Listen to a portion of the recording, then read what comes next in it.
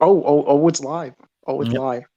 Yep, we're finally live. Sorry about that, everyone. I was trying to do this on Discord, but it didn't want to cooperate with me. Anyway, this is a little stream I kind of wanted to do, mostly for fun, but because. It's live. Oh, it's live. Yep, we're finally live. Sorry about that, everyone. I was trying to.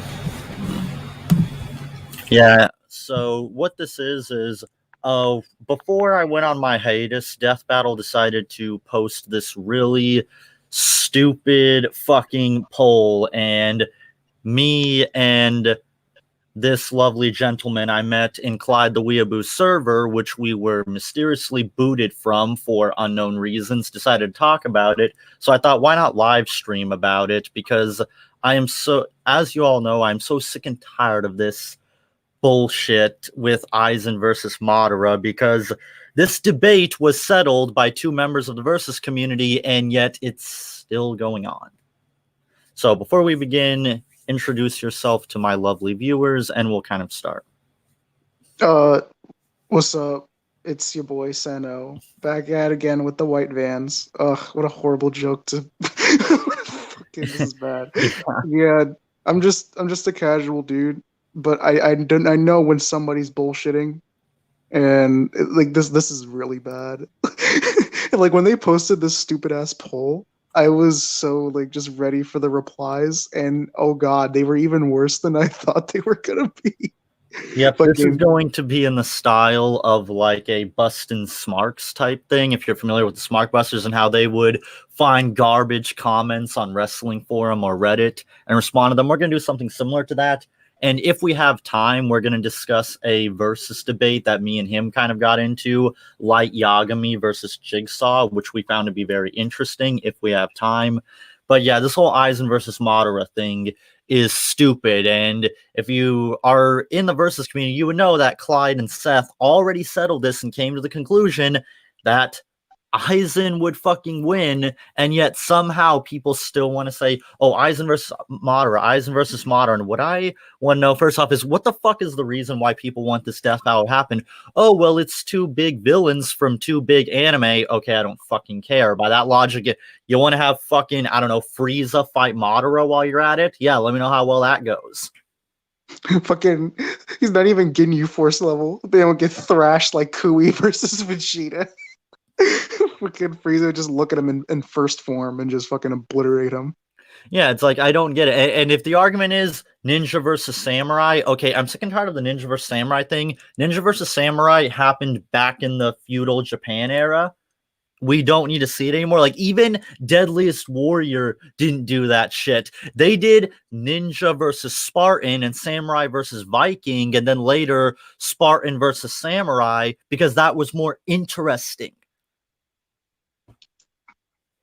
I mean, I'm just sitting here like wondering why the fuck are we having a 5-year-old toddler fight a freaking like 5 billion IQ pro wrestler? Like this is like this is how the fight would go. Like I get it, Madara is strong and he's super cool, but like Aizen and like the high tiers in Bleach are on a completely different level, even if you give them the 10 tails.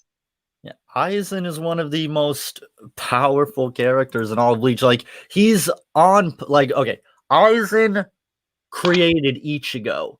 Ichigo is the most powerful being in the Bleach universe, and Aizen created him specifically to surpass him and become his equal.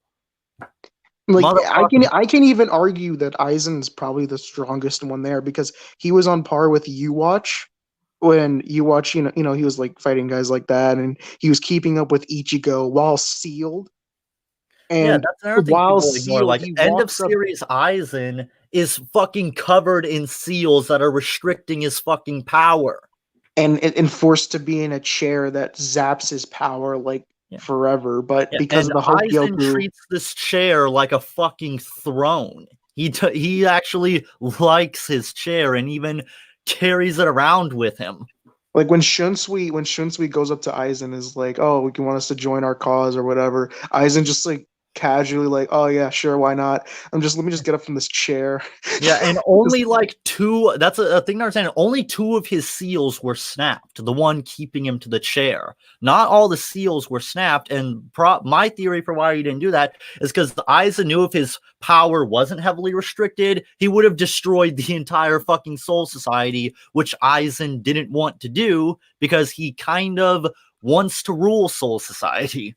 and we can like prove that because of smaller like characters like, well, not smaller, but Gen Ryusai Yeah. was going to destroy all of society Yamamoto, by if existing. he uses his Bankai, it will, if not suppressed, he can accidentally destroy all of Soul And, Society. and you can't say this is an outlier because we've seen this before with just the Espada releasing themselves like in their like Resurrection states. We're going to destroy Las Noches, and we have Ukiyor like he has to leave Las Noches, where he's actually going to destroy all of it by going into his first release, not even second.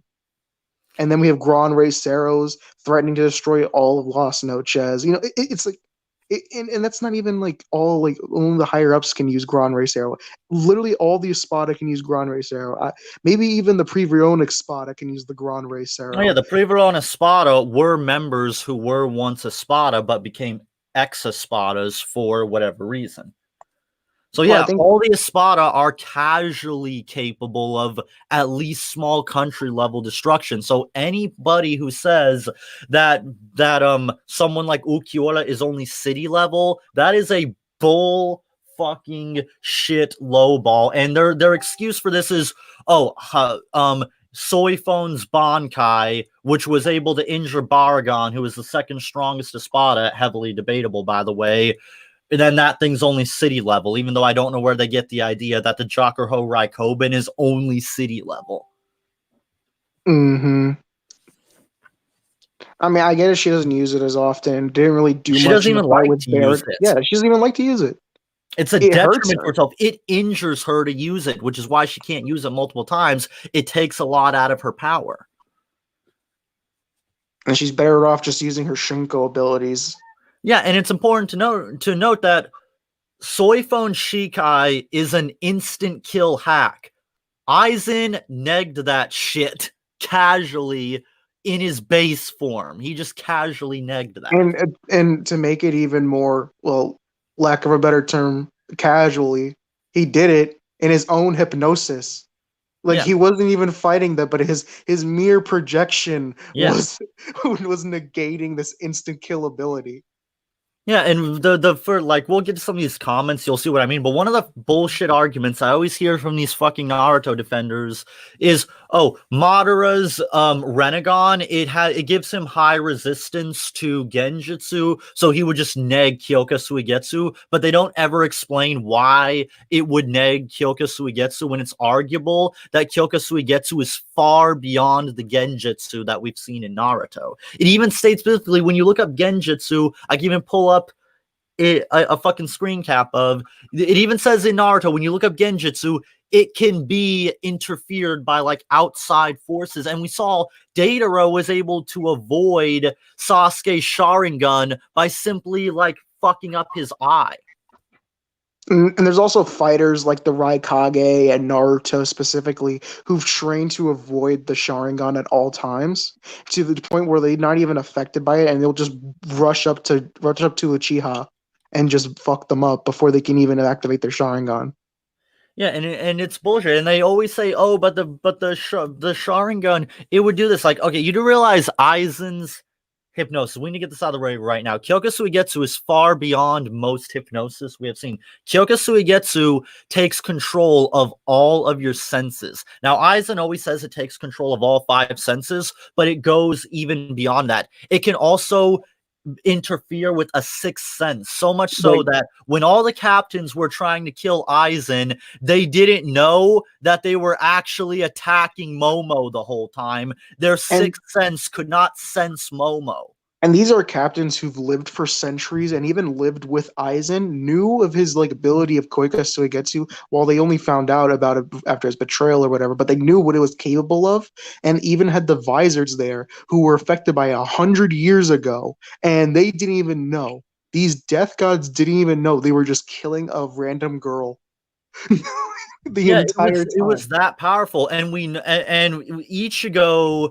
We saw that Ichigo, like they think that they're fucking up Aizen, but Ichigo sees them killing each other. Like we don't actually see what Ichigo sees, but it's implied that Ichigo is watching them all basically effectively kill each other. Like that's how Oh powerful it is. right, when like actually, yeah, you're right. When the point before he reveals that, oh shit, it was just Momo the whole time. You see these captains and the visors actually fucking like getting fucked up, but who was fucking them up? Oh right, it was. You could probably say it was themselves. Yep.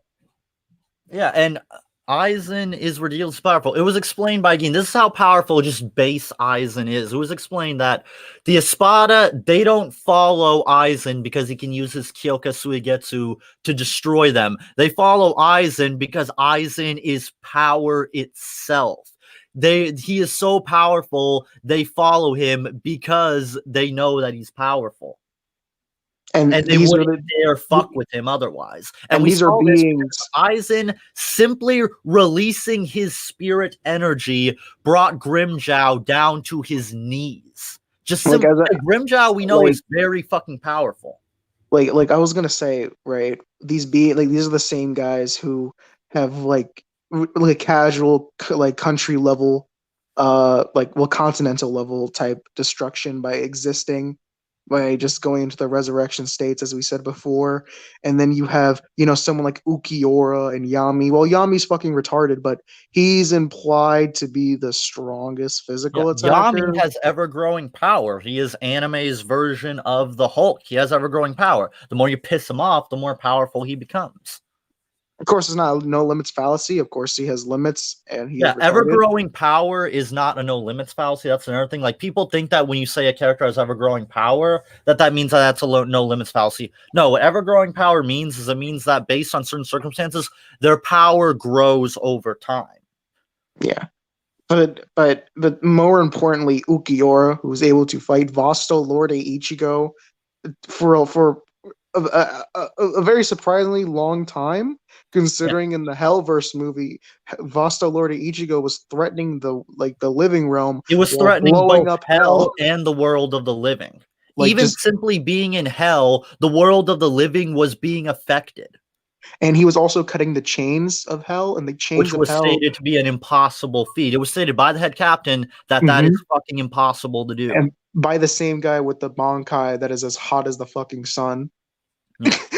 Yeah, remember, this is coming from the guy. He said that breaking the chains of hell is impossible. This is the same guy that, if he uses Bankai, can accidentally destroy all of Soul Society, which is a planet level feat. So Casual. you can actually scale Ichigo from the fucking Arrancar arc to be stronger than fucking Thousand Year Blood War Genryusai. Yeah, and it's important to understand. Hollow Vasta Lord as Ichigo, when he fought Ukiura, he had like he had like half its Shihakusho, which, if you remember, Ichigo explained the less of his robe that he has, the less spirit energy he has. He explained this to Unohana, that he had like less than half of his spirit energy when they were returning back to the world of the living. And when he fought Yami, like when he fought Yami, he was able to nick Yami, and he had less than half of his spirit energy because he didn't get fully healed after the fight with Ukiura. Mm-hmm. And and then again, that's just a Arrancar arc Vasta Lord Ichigo, which I'm pretty sure Aizen could take care of pretty casually in his base form. And then you have this like a stronger Ichigo coming back from the fight from Ukiura, and Aizen just taps his heart and makes him shit himself. Yeah. Like he Base doesn't even try to Aizen completely attack wrecked Aizen. Ichigo like he was nothing. Like, Like he even made a when point. Ichigo finally got a good hit on him, all he did was just put a little scar on Aizen's chest, and I don't then even think it's Aizen says, scarred, you have matured splendidly, just like I wanted." Like, it but didn't you even look still like ain't even shit. phased him. But you still ain't shit. It took Ichigo having a whole Dragon Ball Z freaking hyperbolic time chamber training arc Yeah. for 3 months in the Dongai, fighting 3 months straight after getting back from the fight with Ukura, after fighting all the people in the spot, after doing all this crazy shit. He fights for 3 months with his Zanpakuto and like with Oh, like with not just the White. Zanpakuto, Yeah, Tensei Tensei combined with the Zangetsu and power White. of Basto Lord as Ichigo Yeah, with its full White Shihaka. Zangetsu. And that White Zangetsu is probably way stronger than Vasta Lord Ichigo. So he fights that thing for 3 months, gets the final Getsuga Tensho. We all know what happens. Ichigo bodies Aizen at first, and then Aizen actually survives being completely like obliterated, reforms, and then says, "Oh yeah, I'm reaching a And higher level. I'm I reaching a higher level. You're trash, Ichigo. And I'm finna." what I hate is when idiots that don't understand Bleach, they like to take the final battle against Aizen out of context. First off, they try to say that Aizen and Ichigo are only mountain level. Here's what you need to understand. Ichigo simply clashing swords with Aizen was vaporizing mountains, not the sword strike itself. The shockwave from his sword strike was vaporizing mountains that just happened to be in the area. and Just the and to shockwave of the sword strike. And if you look in the fight and like the manga and the anime, you see Ichigo like state, "Oh well, I'm not even like trying at all," and he just Yeah, kind of just yeah, sat there. He like didn't even try to deflect basically, Aizen's he did to attacks. Aizen what Aizen was doing to Ichigo in their second fight in Katakura Town. He was just toying with him. And that wasn't even the second to final release of Aizen. That was like before Yeah, his that was only monster his form. fourth fusion after his battle with Gin. And then after he gets one fusion, he's able to scar this Ichigo who was training for 3 months straight Yeah, with he didn't just White scar him, he Zangetsu. rendered his arm fucking useless. Yeah. And then he goes on to tank final Getsuga Tensho. Makes Ichigo shit himself. If Kisuke didn't do anything, Aizen won. He would have won. He would have killed Yeah. Ichigo and went on to probably body the Elite Four. Yeah, like Aizen is very fucking powerful. Like it could be argued that Aizen at the very lowest is at the lowest he would have to at least be planet level at the Well, very least, I know, considering all the shit they went through. Because and I know some Aizen went people, through the same process as Ichigo, just through different methods. Aizen went through the same process. He also gained access to Mugetsu, which is the fourth stage of the Zanpakuto. There's not two stages, there's four stages, arguably five stages if you count the true Bankai, which only uh, like two Soul Reapers have ever achieved, Renji and Ichigo. another thing I like to say is, well, oh you guys are implying that Ichigo was stronger than Gen Ryusai. Well, like, yeah, he He is. was. He is. He like before even the Thousand Year Blood War if ending. When the Stern Raiders first invade and they're bodying Soul Society and Gen Ryusai is fighting You Watch, everyone in the science division is still saying, "Oh, Ichigo's our only chance. Ichigo's the one he's Yeah. the only one." And even Byakuya begs Ichigo to protect the Soul Society. They all have confidence that Ichigo could actually beat every single Stern Ritter there with his Yeah, full bring Bankai. and also even Watch himself, or however you pronounce himself, even he straight up said that when Ichigo got his true Bankai, his power was magnificent, and he now had the power to kill him, which is why he broke it. And before you say, "Oh, that's just a statement," Watch can see the future at all times. There is And change no it reason to suggest and that change it. Watch was wrong. He saw the future. He saw that if Ichigo used his true Bankai, he would have been fucking killed. Like he actually saw, like in a premonition when he was sitting in the Soul King's palace, he saw Ichigo killing him with his Shikai. Not even in Bankai. I could probably Yep, pull and up the this is the scan. guy who killed the Soul King. You know, the thing Aizen wanted to do. Yeah, Watch killed that guy. He killed the Soul King like really easily. He kind of just whipped his dick out in front of the Elite Four and just slapped them all. Like he didn't even have. I think he had some of the Stern Ritters actually fight the Elite Four. The Elite Four are complete garbage, Yeah, and which is like sad. this is the power of Aizen, and they they always try to pull some bullshit so they can lowball him. Like as you saw in my videos, even Death Battle, the way they lowballed Ichigo and Aizen is just absolutely fucking disgusting. Like, sure, you could argue that Madara is at least moon level because he at least scales to base Naruto, who is moon level. We do know this. And he was able to one-shot Tonari, who is a moon buster, and was going to destroy the entire fucking planet before Naruto decided, okay, this guy is too dangerous, and decides Oh, to just wait, go hold stage up, mode and hold up, one-shot. Kimi. Oh, yeah, hold up.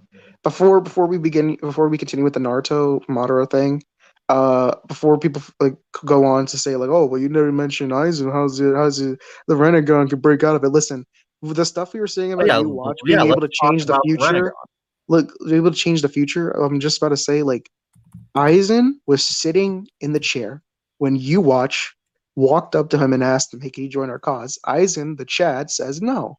And then after you watch gets the Almighty, after absorbing the Soul King and absorbing all the Stern Raiders, every single one of them and their abilities, and can like again can see the future, change it, see every single possible reality and outcome in the future. Like nothing. He knows everything about everyone in the universe.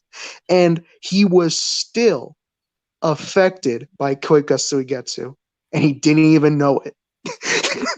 That's how powerful Kyokasuigetsu is. Yeah, Kyokasuigetsu is so powerful, it can even fuck with future sight. It can even fuck with clairvoyance. To put into perspective, someone asked me about Gilgamesh versus Aizen. Okay, Gilgamesh has clairvoyance powers.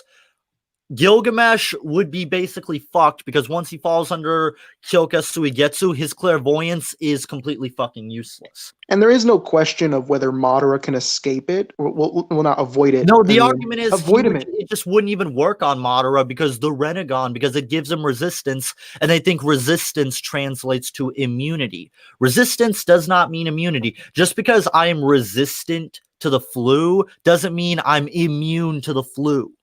No, but I'm saying like when shit, fuck. I was gonna say something. Fuck. I'll let When you regain your train of thought while I read up on the. yeah, read up on the shit.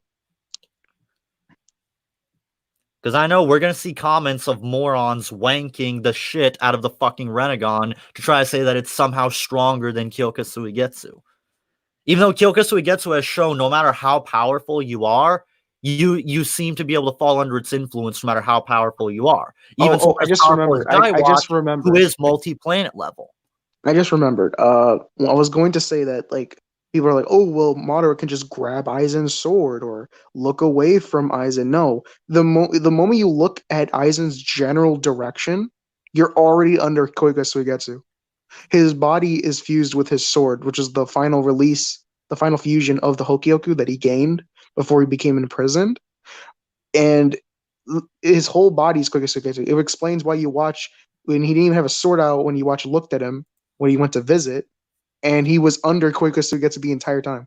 He was even messing with his sense of time when the first invasion.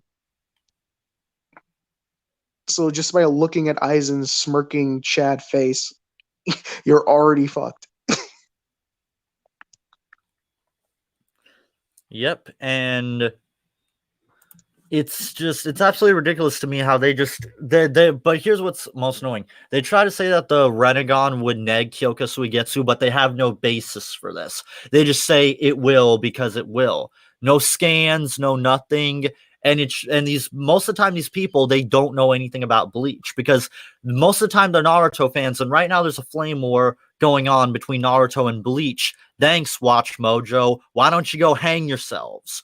Oh, But Death anyway, Battle so 2. so of course Naruto fans are going to be biased towards Bleach because of the whole flame war.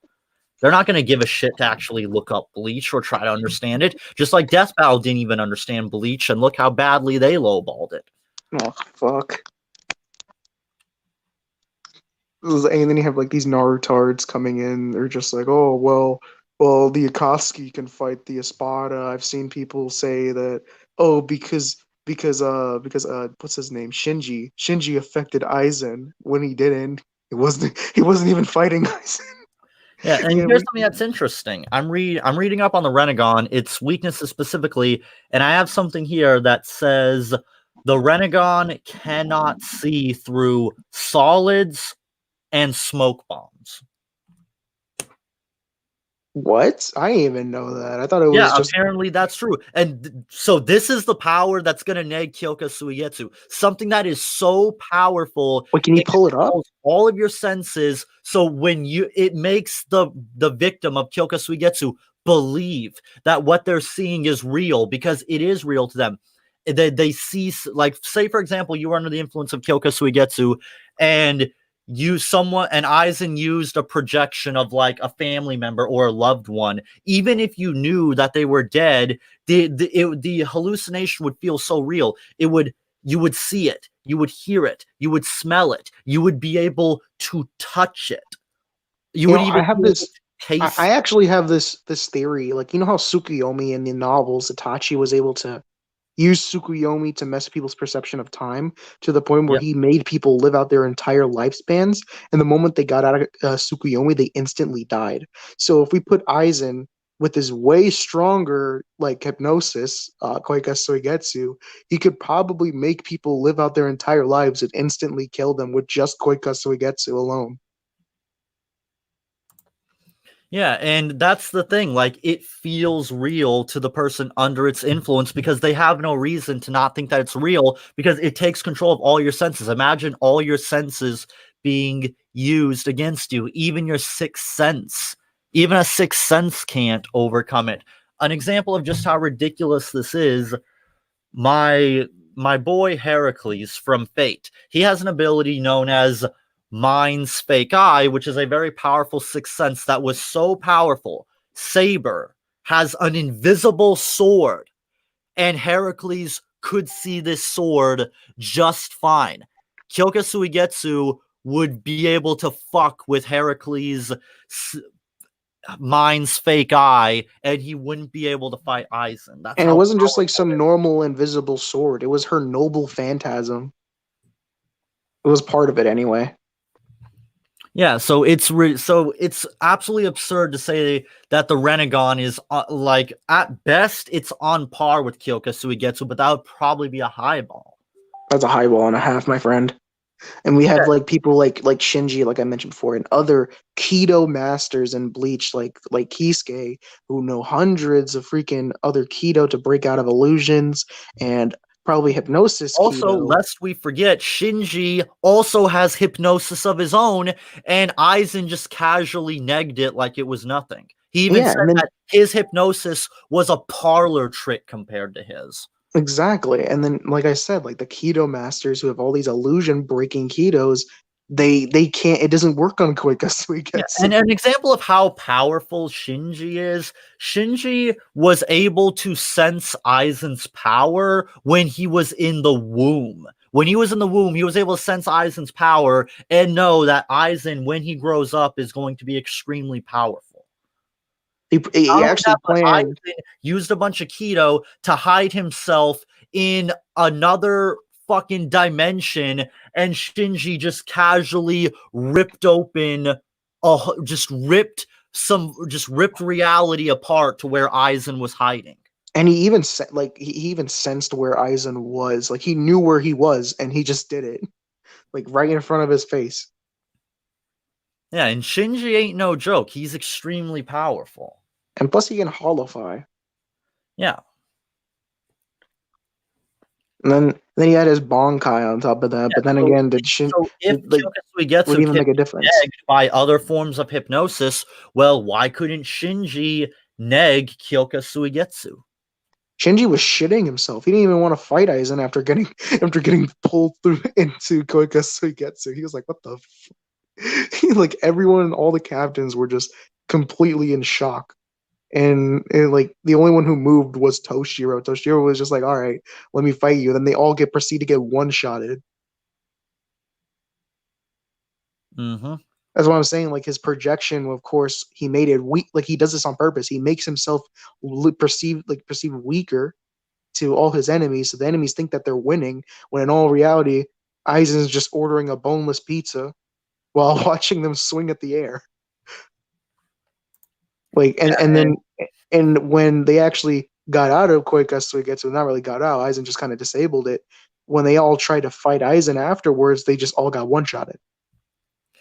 Yep. And now that we got some of that out of the way, let's look at like this bullshit that Death Battle posted. Like right here with this poll. Like, really, you actually think that Madara wins? Like, this is what I fucking hate about Death Battle. Like, they're fucking out of touch. They don't know what's going on in the versus community, because if they did, they would have known that Seth and Clyde had already settled this. This is what I mean. This is why I get so pissed off at Death Battle. They are out of touch, and then they post these fucking garbage polls. And of course, Madara is going to win, because we know that fucking He's more popular. Naruto. We know that Naruto is more popular. Like, if you go look at Naruto versus Ichigo, the worst death battle they had ever done, it has over 100,000 fucking likes. And probably the same people who voted on here, they probably think that death battle is actually, valid when it isn't. Yeah, and it's ridiculous. Like, of course Naruto is going to win, because it's the more popular anime, and it's fucking ridiculous. And these Naruto fans, they can never provide good fucking arguments, and when they do, they have to lowball Bleach characters just for their argument to even work. Like they do the same shit all the time when they had Tifa fight. What's that girl's name? When Yang. Tifa fought Yang, I talked about my top 10 worst death battles, and I made a debunking of it. It was fucking bullshit the way they lowball Tifa. Like even when I first watched that in middle school, lowball Tifa. Like when I watched that in middle school, even I knew, being the massive Ruby-tard that I was, I knew Yang could never beat Tifa because Tifa fought fucking Sephiroth. Yeah, and they never like, once I even brought showed it a up. little video clip. I'm like, let's see, Tifa can fucking tank a supernova, which is at the very lowest solar system level. And if you want to somehow lowball that, we saw this supernova casually destroy multiple planets, ranging from small to large planet level. If you want to lowball the fuck out of Sephiroth, at the very least, Sephiroth would be multi-planet level. Dude, and it wasn't even like his like attack, or well, his attack did that, but his attack at first, before it even got launched, it started up as this gigantic ass meteor or something, and would just go through every planet till it hit the sun, and then it hit the sun so hard it caused the sun to just immediately die, skip past the red giant phase, and go straight into supernova. Yeah, it's just ridiculous. So that's what Death Battle does, and of course, like, Death Battle, I can't imagine like just how badly they would fuck this up. They would fuck this up because after, I'm sure they're just itching to do Aizen versus Madara, because I'm sure after Naruto versus Ichigo, they saw how well that went. I'm sure Death Battle now understands that jerking off the Naruto fan base is the best way to get views, because they saw what happened with Gaara versus Toph.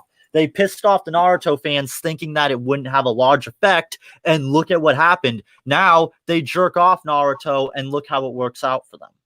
But that's another problem I have with, like, not just Death Battle, but the people who watch them. They think it's a popularity contest when no, it's supposed to be a versus That's what battle. fucking Watch Mojo does, and that's why people hate them. I've been meaning to make a video on this, but Watch Mojo, how they do it is they have a website. They set up polls, and their top 10 lists are based on fucking polls that they do. That's how they determine their top 10 lists. Like, people sometimes shit on my top 10 lists. Like, at least I don't base my top 10 lists on fucking polls. I actually do research and come up with actual valid arguments for why I think this is good or why I think it's fucking shit. You don't always have to agree with it, but I do put a lot of research, and a lot goes into these top 10 lists. Like, a lot of people think that I just like pull shit out of my ass. No, a lot goes on behind the scenes when I make those top 10 lists. Honestly, I kind of forgot Watch Mojo even existed for like 2 years until you brought it up, and I'm just like, oh crap, I forgot those guys still make content. Well, it's not really content, it's just welcome to Watch Mojo, number 10, Burger King foot lettuce, number 9, foot lettuce Burger King. Yep, and here's one of our first comments. Not bad, but would Madara Sharingan be able to see through Aizen's Kyokasuigetsu, given the mechanics? Not even Rinnegan, just like He pulls out the three Tomo Sharingan, just like okay, yeah, just Yep, and oh my god. unfortunately, yeah, unfortunately, some of these comments here I won't be able to see because I actually got into a debate with a lot of these people, and a couple of them blocked me. Could you pay attention to the one where like Phantom Falcon? Go to the replies for that Oh, this one. one? Yeah, this one. Go to the six more replies. Click the six more replies one Oh, this one? because Okay. because this one's Oh yeah, yeah. this So one's it says crazy. Madara has this. He can okay, really shit fucking grammar, but okay. He can absorb and nullify spirit energy, which most of Aizen's attacks consist of. Where's Resist the proof? Kyokasuigetsu with various dojitsu, while Aizen has no answer to genjutsu and can destroy him on a molecular level with truth-seeking orbs. Aizen's a Rinneganer. I'm being serious with this one. This isn't even a joke. I honestly think this person might be retarded. Like that was like trying to read that. Just what the fuck. Fucking Rinneganer, Rinneganer, bro. Yeah, that's like I think even Boomstick would come up with a better pun than that. Oh fuck! Don't. Okay, it's not that bad. Okay, wait, it's not that bad. But no, Yeah, this is fucking bullshit. And just again, no fucking proof. Just says it, which is bullshit. Like Aizen doesn't have like this logic makes no sense. Like, okay, Aizen uses spirit energy, and Aizen can neg other people who use spirit energy. He can neg their haxes. He was able to kill Baragon by simply looking at him, and he killed him. He killed Kaname by just looking at him. and honestly, like when people like bring up like even try to debate this kind of stuff, they usually give Madara so much benefit of the doubts.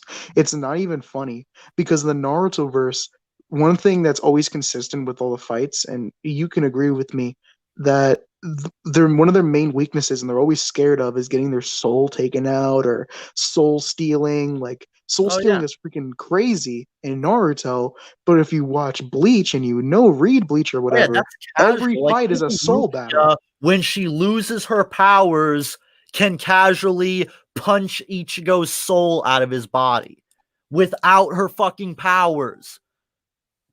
And if Naruto's soul stealing is instant kill in that verse, how and little Zanpakuto and just regular Zanpakuto, they're called soul cutters. That's what Zanpakuto means.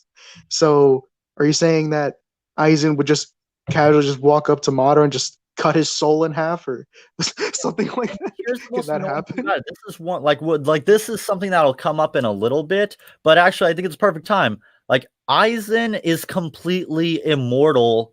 Like I don't understand these. This is proof that these Naruto debaters they don't know what the fuck they're talking about. Aizen is fucking immortal. He can't be killed. Like the Central 46 couldn't fucking execute him. And they Even like Ichigo, he completely cut him in half and obliterated his entire fucking body. Like they want to talk about, oh, destroy Aizen on a molecular level. Ichigo tried that. He completely obliterated and vaporized his entire body, and and for Aizen came back from yo it and yo casually regenerated. and for people who don't know the way the Soul Society execute people, they have this weird crucifixion stand, right? And they have this spear thing that gets on fire, and it's like made of 3 million Zanpakuto. Yep. And it's worth noting, Shikai Ichigo was able to block this. All the way back in the Just first arc. Shikai Ichigo, and this isn't even his true Shikai either. This is his shit Shikai that can't do shit. And if we scale the movies, if we actually bring in the movies, and the movies are actually referenced, Yep. we can say that.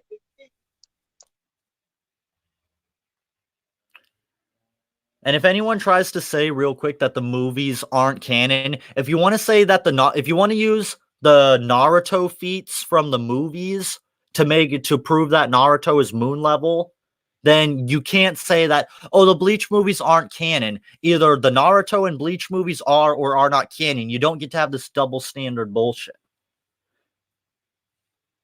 And we know that the Bleach movies are canon because Kubo has made one shots to Like some of these movies. There's a one when shot to Hellverse. Don't try to tell me Hellverse isn't fucking canon. I'm sorry, I had to go for a sec, but like I was going to bring up the freaking the 3 million Zanpakuto thing, and if we bring up like the first movie for Bleach, random Soul Reapers. This is probably like in comparison to Naruto. Like when Naruto made a bunch of random ninja, made a cannon to blow up the fucking moon, and they didn't know it was hollow. They didn't know it was hollow, by the way. In Bleach, it's like an entirely different level. Random Soul Reapers, probably not even the 3 million that were stated for the execution device, came together and were actually destroy an entire dimension just by putting their spiritual pressure together. Random Soul Reapers. Yeah, they made a canon in one of the movies where random Joe those those cannon fodder Soul Reapers that fucking Orihime was able to defeat in When the hand-to-hand Stern Ritters, combat. like Stern Orihime Ritters freaking to take massacred. these motherfuckers out. Those random Soul Reapers were thrown into a cannon and it had enough power to destroy an entire fucking dimension. Now, granted, we don't know how big or small this dimension was, but that's just how powerful some of this stuff is. And the dimension could probably been like from planet to probably solar system. I'd say around like planet with a star. Like it had a star, I'm pretty sure. Had clouds and was everything. It was lowballing it was probably a planet, but by just saying like, oh, a bunch of random Joe Blow freaking Soul Reapers were going to destroy an entire planet compared to Naruto's like moon busting thing. Like, come on, guys. And what's annoying is how these morons also there are people out there in mostly a lot of these garbage Facebook communities, which by the way, if you're a versus debater, never join any of the versus communities on Facebook. It is filled with some of the garbage. Like if you think Death Battle is bad, these guys make Death Battle look like fucking geniuses in comparison because the way they lowball shit is ridiculous. One motherfucker tried to say that Ukiura was city to island level. Fucking a seventh gate guy with Hiradora could kill him. Yeah, another guy tried to say that Tonnery, a guy who cut the fucking moon in half casually. I don't even think he was even using his full power. That guy is only multi-continental. Why? Because Hollow Moon. Even though I'm looking up Hollow Moon is a fucking theory. Like, there's not even any factual basis behind it. Right now, Hollow Moon is just a theory. So they try to use the fact that it's a hollow moon to say, it's somehow not a true moon busting feat because it's a hollow moon. First off, Hollow Moon is just a theory, and I can't seem to find any factual logistics behind And well, please correct me if I'm wrong, but didn't Tonnery have a freaking moon-sized castle in the moon? Like there was whole So they also civilizations had a living inside the cannon that moon. they were going to use to destroy the moon, and they were going to use the same cannon to destroy the fucking planet. And when that didn't work, Tonnery got pissed off and just said, "Fuck it, I'm going to destroy the planet with my own power." Like no. But like, I'm saying like there were civilizations living inside the moon, right?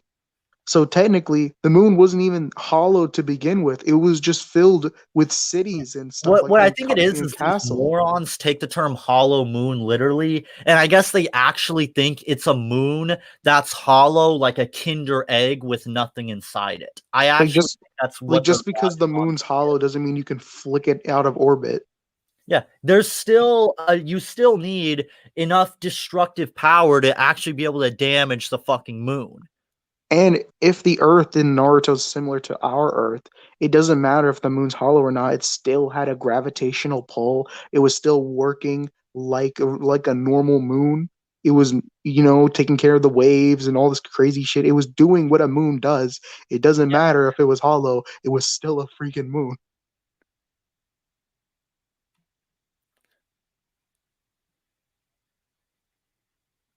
Yeah, now Phantom Falcon tries to respond to this one guy who says that Aizen is effortlessly faster than light, which that's actually a low ball. Aizen is casually massively faster than light because he was able to speed blitz Ichigo, who got blitzed by Ukiura, who is at least 38 times the speed of light.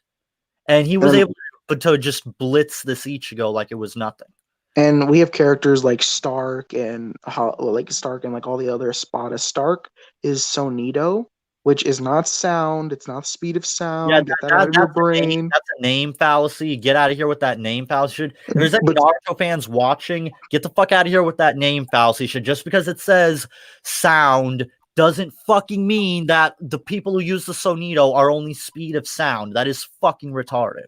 But It's just a a name. Stark, right, when they're about to save Orihime, Stark grabs Orihime, and I think he travels like a country Yeah, he distance. goes all the way from Las Noches, So like the other the side. center point of Las Noches, where the throne is, picks up Orihime, and just flashes back over there in an instant. It's freaking ridiculous. And that's just Stark in his base form. He wasn't even resurrected. So lazy, he doesn't like fighting at full power. Stark is a guy that never fights at full power because he's lazy and doesn't care. So like in casual speed, and we all know Ukiora. Well, I was about to say Yami, but then again, fucking Yami's retarded. Ukiora is obviously the strongest Espada, and with a second release. So if Stark in his base form casually can do some crazy ass speed feat like that, God knows how fast Ukiora is. And then Vastalorde cream pies Ukiora, and Aizen can cream pie that Vastalorde, and that's still in the Rancor arc. And then we have freaking U-Watch and True Bankai Ichigo, and Aizen was still on par with them. He was sealed. So what the hell? How fast is Aizen? Yeah, and this is all early that. series. This isn't even end of series Ichigo or end of season Aizen. Like, these versions of Ichigo and Aizen are fodder compared to their end series forms. And Vastalorde Ichigo would one shot Stark. So like, you would probably blitz Stark, even in his resurrection form. Stark is not even the fastest one in the verse.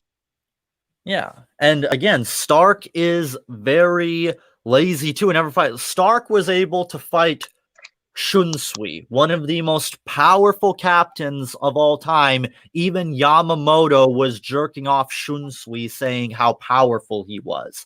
He is powerful. Stark was able to fight toe-to-toe with this guy, and he wasn't even trying. And even Shunsui, throughout the whole fight, is constantly complimenting how powerful Stark is. And since he's so powerful, why doesn't he show him his true power, and he'll show him his? That's why Shunsui never went Bankai. He's like, if you were actually trying to kill me, he admitted multiple times throughout the fight that if Stark was actually trying to kill him, he would have killed Shunsui without even using his fucking resurrection. And like Stark's resurrection, like he was treating the battle like a freaking Sans, freaking Megalovania, just spamming Ceros left and right. And these are people who have stamina that can surpass 3 months, probably years. These guys can probably fight for years on end. So yeah, they can fight for months on end. So like people like Stark could just spam Ceros, which are light-based attacks, just like for like a normal amount of time. At the very lowest, a Cero is at least a sub-relativistic speed attack. At the lowest, it is a sub-relativistic speed attack. Some say light speed, some only say it's sub-relativistic, but at the very lowest, it would be sub-relativistic. And that's why like the Gran Rey Cero and the Seto Oscuras, they're not just like powerful, but like they're also fast as fuck. Mm-hmm. And like the Black Cero was able to move so fast, Ichigo couldn't even dodge it with his mask on. He couldn't even dodge it. He just took it. He was like, "Oh well, fuck, I'm gonna die." And Ichigo was also just barely able to dodge Ukiora's fucking lance is in his second release. Like, it wasn't even the Lanza. No, it wasn't second. It wasn't second. It wasn't second. It was first. Energy lance he casually pulled out. It was first release. First release. Ukiora throws the Lanza, and Ichigo barely dodges it, and he states like, "Yo, I could have fucking died right there." Like if he didn't dodge that, he would have died, and if he didn't have the mask, he would have died. Yeah, and then Vastalorde just grabs that shit in second release. Instinctively used Getsuga, a wise choice. Had you not did that, your head would be resting at my feet right now. It's fucking crazy. And we have like these freaking fast as fuck characters like Ichigo, and in even like And this is we're still all talking about the before Arrancar. War We're Arc. still talking about the Arrancar arc. Yeah, in War Arc, you got people casually pulling out light speed attacks and light speed feats like it's nothing. In the War Arc, there's a character that is basically The the embodiment of light. The embodiment of embodiment light, of yeah. light itself. And And then now, and then now, a character in Bleach who doesn't even have a Zanpakuto, she's probably one of the weakest in the verse, could see and even react to that embodiment of light's attacks. She knew it was light and was even dodging some of the attacks. yeah, and here's one thing I will say: she dodges attacks several times, but it's worth noting. The last time she got hit by it, but that's most likely because the creature kept spamming attacks, and she kept like dodging and dodging until eventually she finally got hit by it. Yeah. That doesn't mean like she's not light speed. Like there's one guy on Reddit that tried to say that's not light speed because Nanato got hit the last time, so therefore it's an outlier and she's not actually light speed. Excuse me. And nobody in Bleach is actually light speed. Bro, it's the embodiment of light. There's no better proof than that. Yeah, it's like this one idiot last night that tried to tell me that the Negation, a beam of light, which even he described it as a beam of light, Even is not light. Gen Ryusai told all the captains and the lieutenants, like, okay, don't chase it after them. They're in the Negation. It's over. They're gone. Yeah, it's also worth knowing the Negation is not only a beam of light, but it brings you into an alternate dimension when you're in the Negation. Jeez. And again, Nanao, guys, Nanao, not even a fraction of Aizen was doing this shit. And thankfully, like not everyone here is a retard, because there's one person who just completely burned this guy. Yeah, you made a statement without any facts. Lol, chakra is not the same as spiritual energy. Technically, this guy is wrong. What it is there are different types of energies in Naruto that are within chakra. You have Genjutsu, which utilizes spirit energy. You have Senjutsu, which utilizes natural energy, which basically Senjutsu is comparable to Goku using his spirit bomb. He absorbs energy from all life, like in the area. Senjutsu is much more comparable to that. Like when Naruto like to counter Indra's arrow, like he grabs all the Senjutsu in the forest around him or whatever.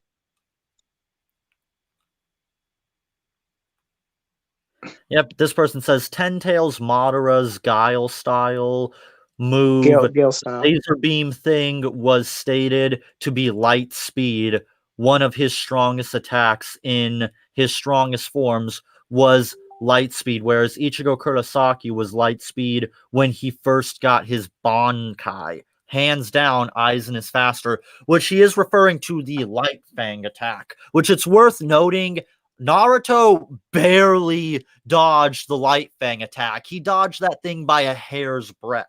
Oh, and I love the fact that he brings up Bankai Ichigo from the first arc, because this Ichigo and just his Shikai blitzes lieutenants who like one of the lieutenants was Gen Ryusai's Force, like mind right hand man. Are known for their speed. The stealth force, like the captain of the stealth force, is so fast that even Aizen, who completely shits on her, complimented her speed. And Ichigo just in his Shikai blitzes like 5 lieutenants and Soifong. One of them is also the head captain's lieutenant. And the head captain's lieutenant in the manga, if you guys don't know, was probably the second strongest in all the Sarate. Because he casually learns Bankai faster than Ichigo did. Yep. And he chose to put himself below Gen Ryusai because he felt like he wasn't worthy. Yep, and this Shikai Ichigo was able to casually react to Byakuya and forced Byakuya to use his Bankai. With his Shikai. So I don't want to hear none of this lightning level Ichigo bullshit. Well, where they get this from is they get this from the data book, Yeah, which said I that know, I Ichigo know. moved like light. Ichigo moved like lightning. Well, that It's is like a name technically true. fallacy. That It's doesn't not necessarily true. mean Ichigo's Bankai is only lightning level speed because remember, just like with Dragon Ball Z characters, they can make themselves as strong or fast as they need to be by raising or lowering their power. Bleach characters can do the same thing. They can Ichigo was trying to fuck with Byakuya, like similar to Aizen. Ichigo was trolling Byakuya. He even said, "Is this too fast for you? If you want, I can move a little slower for you."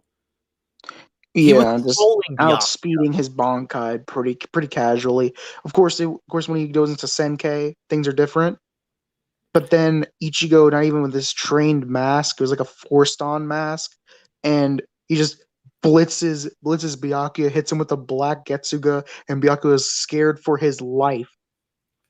Oh yeah, like Hollow Ichigo without his full fucking mask, barely even half of it, just casually wrecked Byakuya. Destroyed him. He couldn't do anything to him. Yep, Hollow Ichigo explained that Ichigo was during this fight he was being crushed by his own spiritual pressure because he didn't know how to use his Bankai at the time. And Oh, and he had to tell Ichigo, "Let me show you how to use this Bankai properly." and for a narrative argument, for all the fights until Ichigo masters his Hollow Mask, in every fight he's purposely holding himself back so the Hollow doesn't take control of his body. Yep, because when that does happen, you get Vasto Lord as Ichigo, who can destroy all of hell and the world of living and destroy the chains of hell and is at least multi-planet level. Like when he first encounters Yami, the only reason why he lost that encounter was because he was trying his hardest not to release his full power. Yep, and this Ichigo didn't even have half of his fucking spirit energy when he fought Yami. And this was resurrected Yami that completely No. I'm up talking about the the first Ren- encounter. I'm talking about the very first encounter when he cuts off Yami's arm, and he's winning, but then he's like, "Oh crap, the Hollow Yeah, he Mask! Oh no, the completely Hollow's winged coming out!" Yami And like he was he nothing. lets himself get his ass beat. Yep, even Ukiora was saying, I can't believe you need to use your Zanpakuto on a runt like this, implying that Ukiora believes that Bankai Ichigo is fucking garbage, which he states because at the end of the fight, he says that Bankai Ichigo is so weak, he's not even worth killing, and then later on he fights Grimmjow, and Grimmjow says that his Bankai is fucking trash. Like he was disappointed. He was like, "Oh, your Bankai just ups your speed and power. Fucking garbage." Like Yep, and this and was then he takes a black Getsuga to the who face. also, mind you, one-shot Rukia like she was nothing. That's just Rukia. Rukia's kind of Yeah, I will say this, like, no offense to Rukia fans, but Rukia is kind of trash. She's not really all or that powerful. to be fair, Orihime is more useful than Rukia. Oh God, I'm about to get Or a lot of hate. I plan on making a video about this in the future, but Orihime is actually more powerful than people think. In fact, Orihime's powers are actually in such a way to where she could kill some of the strongest characters in the verse if she wanted to. But the reason is because Orihime doesn't like to kill people. She doesn't have that killer instinct. So she just doesn't Mm. have a desire to kill people. But if she wanted to, she could.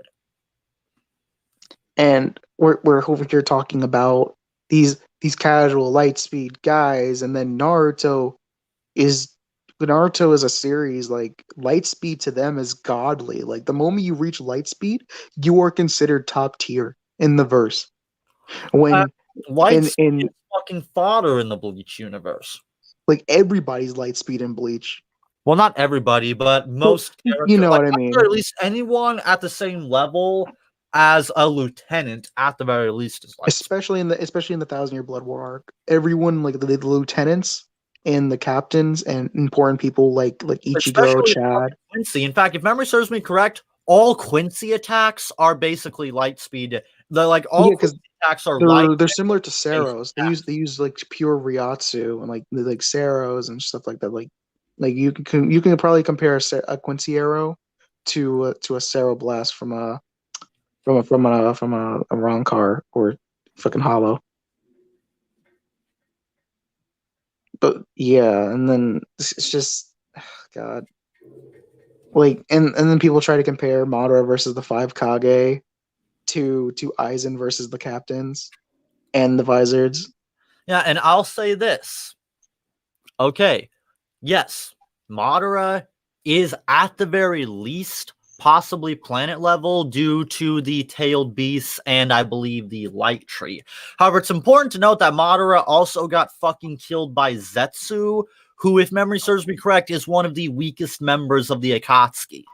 To be fair on his part, it was plot. It was very plot. That was one of the most plottest moments in all of anime. Just and because they wanted Kaguya, but like they didn't know how to kill Madara, so they're just like, oh well, Zetsu just stab him, Mm-hmm. GG. Yeah, And Madara's planet level, but guess what? so Aizen end of series would also be planet to multi-planet level. And anyone who tries to say that Yai Watch wasn't multi-planet level, that's bullshit because we saw that what Death Battle said was bullshit. Aizen was going to destroy Soul Society, the world of the living, and Hueco Mundo with just his spirit energy. yo, hey, remember the part when Vasto Lorde kind of blows up hell and affects the living world? Hell, and the all the layers of hell have to hold trillions and trillions of souls because in the Bleach verse that's what they state in Hellverse, like Yeah, trillions of each souls layer of at hell, once. at least at the very lowest, has the same number of people on it as the entire fucking planet Earth. More actually, like more because each one of them had like you said. So like all these layers are probably planet Earths. Like they're probably individual planet Earths. Yeah, they would have to at least be planet-sized to make up for the hundreds of millions of souls that are going to hell. Which is kind of sad. Like it just shows how many people go to hell and don't go to Soul Society. Damn. But and then Vasta Lorde. And there's also the fact that Hollows and Iran cars, we know they can go to hell as well. And then we have Vasta Lorde blowing up these layers, affecting the living world, and Gen Ryusai, the same guy who has, the hottest Zanpakuto. Blast. Not a Grand Race or anything like that, just Normal. a normal Seiro blast. And half his Shakusho too, just like with the fight with Ukiura. Oh no, in Hellverse he had his full Shihakusho. That was against Really? Yeah, in Hellverse he had his full Shihakusho. Mm. So in Hellverse, that was Vasa Lord as Ichigo at his most powerful. If Vasa Lord as Ichigo had his full Shihakusho when he fought Ukiura, Ukiura wouldn't even have been able to do anything to him. He probably would have gotten completely one-shotted. Mm. And then Gen Ryusai, the guy who's going to destroy Soul Society by existing. And it could have said that, oh yeah, Vasa Yeah, Lord. it's also you could also take this into account. Genryu, after his fight with Wanderweiss, had to stop his own power from blowing up the world of the living, and Aizen basically said, "Thank you for protecting my world," which implies if Genryu didn't do that, all of the world of the living was going to be destroyed by Genryu. AKA the planet was gonna blow up. Yep, and Genryu was basically on his deathbed after he did this. Mm-hmm. And then there's the Madara who is like, oh, he's planetary. Possibly planetary. Possibly. You'd be like he would probably have to be like full sage mode, and even then he'd probably barely reach planetary. Okay. Let's get okay. You know what? Let's say Madara's planetary. In the Ten Tails form with the Brene Sharingan, say he's planetary. Sure, why not? Aizen still claps him. Seth did say that I think like just the Nine Tails had like enough power to like scorch the entire planet or something. Yeah, that's what I'm saying. Like give Madara the power to blow up the planet. Aizen still beats him in hacks, power, and speed. Yep, and we're not even taking into account the fact that Aizen is immortal, so how the fuck is Madara even gonna kill him? And number two, let's get this out of the way. Okay, so remember in my Naruto vs. Ichigo episode, I mentioned how Ichigo had high-speed regeneration so powerful it brought him back from the dead. Aizen has that same high-speed regeneration, possibly even greater, because he came back after his body was completely obliterated. And his body was probably over, like his body was probably more than once obliterated just in that fashion because Soul Society tried to execute him multiple times. And the guards who was talking shit to Aizen in the beginning of the manga or whatever, he talks shit to him. It's like, oh, just because you're immortal doesn't mean that you're strong, Aizen. Aizen was far more brutal. He flat out said, to be judged by retards like you is completely ridiculous. And then he proceeds to cut his hand off without even moving a finger. Yeah, Aizen from the chair. Really fucking powerful. Aizen, let's get this straight right now. Aizen didn't fucking lose to Ichigo. He even admitted that he basically won. The reason why Aizen lost was because Aizen knew it was over. The fight was over. Ichigo was going to lose his powers after using the final Getsuga Tensho, and he was still alive. And he was going through the fourth stage of the Zanpakuto, just like what Ichigo went through. And he said, "It's over, Ichigo. My Zanpakuto is fusing into my body, and I'm now going to evolve into a form far beyond yours." And to even like quote Ichigo, not been in his body, Aizen would have won. And even then, the only reason the Kido even worked was because Aizen basically told the Hogyoku he wanted to lose, so he just told the Hogyoku to let the Kido work on him. And even Ichigo, to quote Ichigo himself, the main character, when Kisuke asked like, "Oh Ichigo, why aren't you happy Aizen's dead?" And it's because like, "Oh, well, I didn't beat him. He beat himself." Yeah, because he stated that when Ichigo fights people, he can sense their desires and their emotions when fighting. And the Hogyoku, he even mentioned like the Hogyoku knows what their master's wishes are. It's called the wish ball. That's what the Hogyoku is. It's the wish ball. And you can and the Hogyoku wanted Ichigo to lose because when Ichigo disrespected the Hogyoku temporarily took possession of Aizen and basically said, "Don't get cocky, human."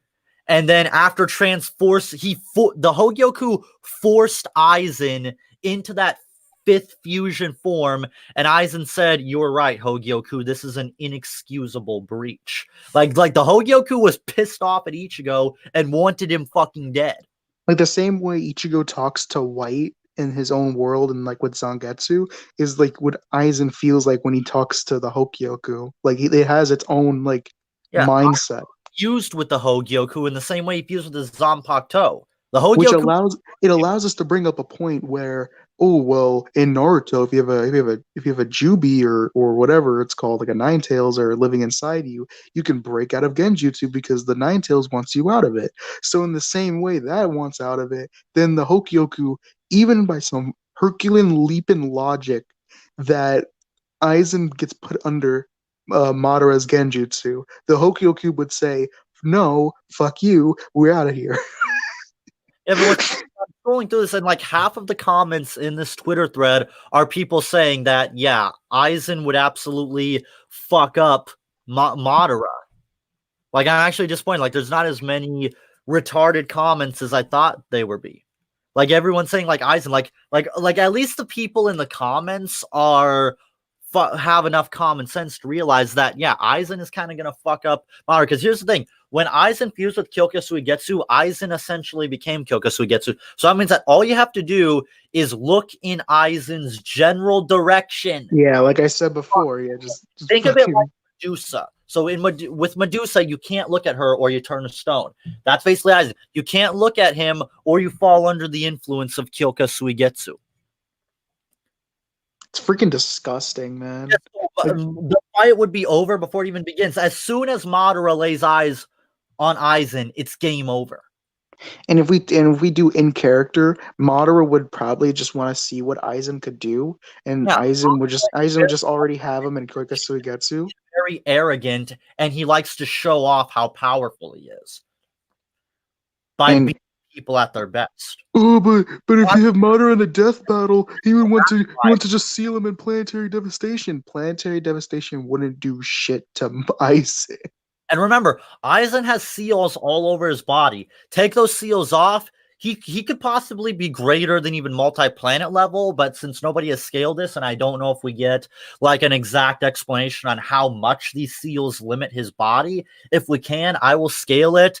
There's a possibility that Like all we need is a data book where Kubo states like how much power is being limited, and there you go. Even with the seals on, Aizen would just destroy Madara. No, there's no way Madara could win. Oh, I don't. this is a special kind of retarded. This person didn't even try. Madara wins this death battle just because he's cooler. Deal with it. Motherfucker. Aizen's way cool. Villains of all time. Oh, and also Aizen's smarter than Madara. Yeah. Aizen is way better than Madara. Like, what the fuck? Like, what? Like, what? Every category, like the death battle data book. Wait, no, not the death battle one. I mean Death Note. In every Death Note data book, you have this. They have the chart thing. They like it ranks every like when a Shinigami in the data book has like all maxed out stats compared to like L or whatever. Well, that's exactly what Madara, what like Aizen to Madara is. It's like every stat is maxed out in comparison to Madara. And out Ichigo's entire fucking life, step by step.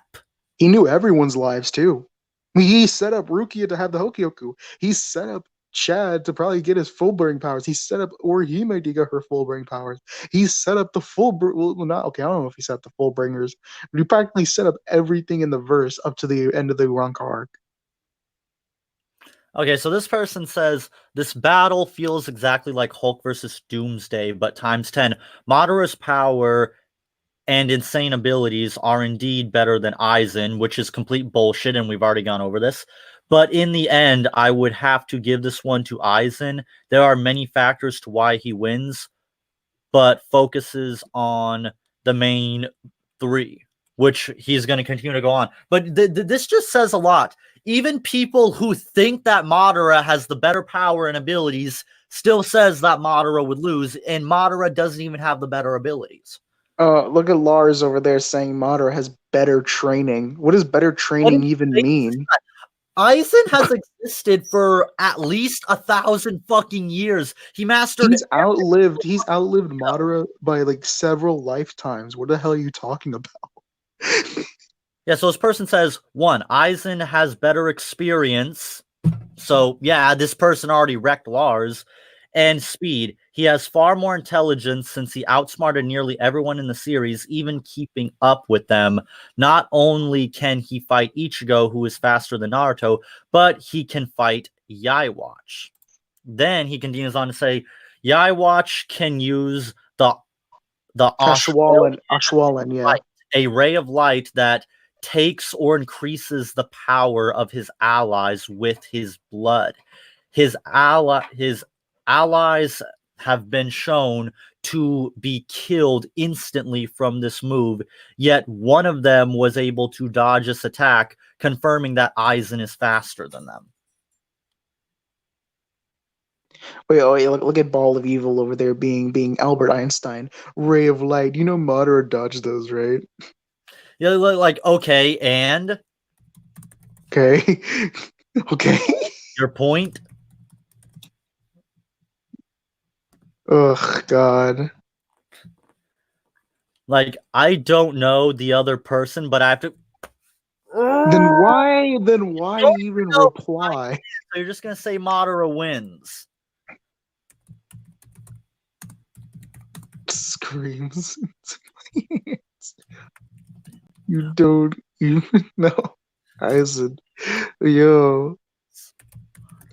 Wins because ignorance. Like, what the actual fuck? Like, these are the people that watch Death Battle. They probably think that Mario and Sonic 100 episode thing was also fact, even though Sonic would It took a blitz Deus Ex Mario. Machina to beat Madara. So did Aizen. Like, what the Same. fuck?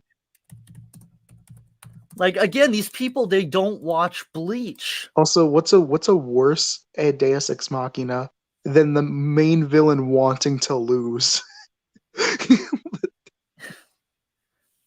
And here's the thing. Aizen explained that you have to want it really, really bad. Like, the Hogyoku can guide you to your goals, but it can't simply make them a reality. You have to have a strong enough desire, or else the Hogyoku will reject you. Aizen had such a passion. He wanted to lose so badly because he wanted desperately to feel human. He wanted to have an equal. He wanted to lose. And this is confirmed further down the line when Aizen is working alongside Ichigo. He was basically seemed to be happy that he now had an equal to fight alongside with, which is what Aizen always wanted. He wanted and it. he even challenges you watch his ideals when you watch explains that he can make the perfect world without death, and Aizen's like, well, in a world without death there is no hope and there is no courage. Like that's what he likes. He likes seeing hope in the darkness of despair. That's the type of person Aizen is. He's not just some random schmojo villain who just wants to kill everyone. He put up that facade because he wanted to be as near perfection as he thought, when in all actuality all he wanted to be was just a human. Yep. And it's enraging that Death Battle doesn't know about this, because everyone is posting like, hey, Death Battle, you fucking morons, this debate was already settled. And I know people try to say, oh, that doesn't count because Seth the Programmer did it, and Seth the Programmer is a wanker. Like, okay, even if you want to say that's true, okay, he also had Clyde with him. So even if you want to say that, okay, Seth the Programmer is a wanker, he had Clyde there keeping his ass in check. And that's even if you want to say, like, okay, Seth is a wanker. Now, I will agree that Seth sometimes takes things too fucking far. Like when he implied that Momoshiki was solar system level. Like, I'm like, come on, Seth. That's a bit of a stretch. Yeah, look at Darkbind. Look at what Darkbind says. It's like, so a guy who only lost by being sealed away, even Ichigo's attempt to kill him failed when it meant to erase his powers, versus a potential planet level destroyer. I don't know about this matchup. Spite. Wait. Before you type that, look at he kind of says some dumb stuff in the second one. It says Aizen is slower than Madara. Aizen fucks him up. Yeah. No, like, like no diff. Aizen is. Yeah, face. Base But at least, Aizen is massively faster than light. yeah, but at least he knows Aizen would win. Yeah.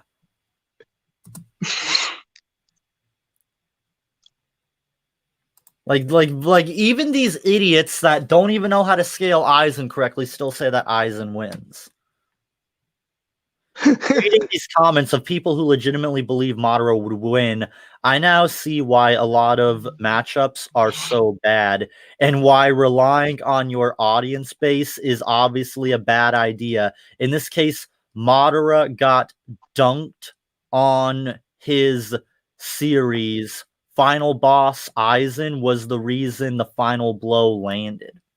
Exactly. Like people don't even talk about this.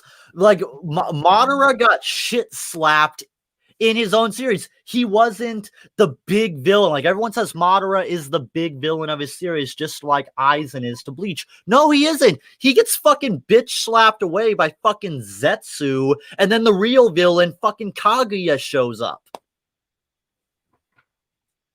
Oh, and then yeah. Oh, Aizen is actually like the strongest one there. I'm like, I just like, I just I get it. You can compare Aizen and Madara. There's definitely the comparisons, but that doesn't mean they're on the same level as of power.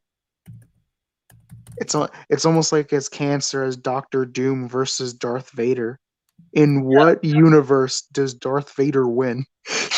Yeah, but it's like everyone always asks me, like, why do I focus so much on matchups in my reviews? This is why, because this is Death Battle's audience, and you wonder why so many episodes of Death Battle are fucking garbage. Because Death Battle is appealing to these morons that don't know what they're talking about. I mean, you can't blame them because they're only exposing themselves to, fucking whiz and boomsticks, fucking shitty ass calculations, quotation marks. Like, I don't even think even Death Battle would be able to bullshit their way out of this one, because even if Death Battle was able to lowball Aizen, problem, Aizen is immortal, Kyokasuigetsu, and his high-speed regeneration is so powerful, Oh, you know anything what they would do? that Madara Oh, has oh, that could possibly kill him, oh, yeah, yo, he'll yo, yo, regenerate from it. yo, you know what they would do? Oh, well, the Hogyoku has a mind of its own, so technically it's outside help, so that's cheating. We can't have the Hogyoku. It could be argued that that Aizen wouldn't even fucking need the Hogyoku. Like Aizen probably wouldn't even need it because the fight would be over before it even began. And even then, like Aizen became a transcendent being. He is both hollow and so he is beyond the concept of even hollow and soul reaper. I know he's exaggerating when he says this because Bleach characters like they're strong, but they're not dimensional tiering like above normal people. But Aizen like is very, very specific. Now, I get that some Bleach fans do wank this out of context, but what Aizen meant by when Ichigo and Aizen became transcendent beings, he said they became something beyond the concept of a hollow and a soul reaper. they're on another They became a dimensional creed, like essentially. difference. Like Yeah, they are neither hollow nor soul reaper. They transcended the concept of hollow and soul reaper. and then Ichigo's just also a Quincy on the low. Now, even Aizen throughout the whole fight against Ichigo kept saying a transcended being that is beyond the concept of hollow and soul reaper. Like that's an important distinction. But even then, so that's how like Aizen had all these crazy abilities. Like even in base form, he was still being healed from that scar that Ichigo put on his body.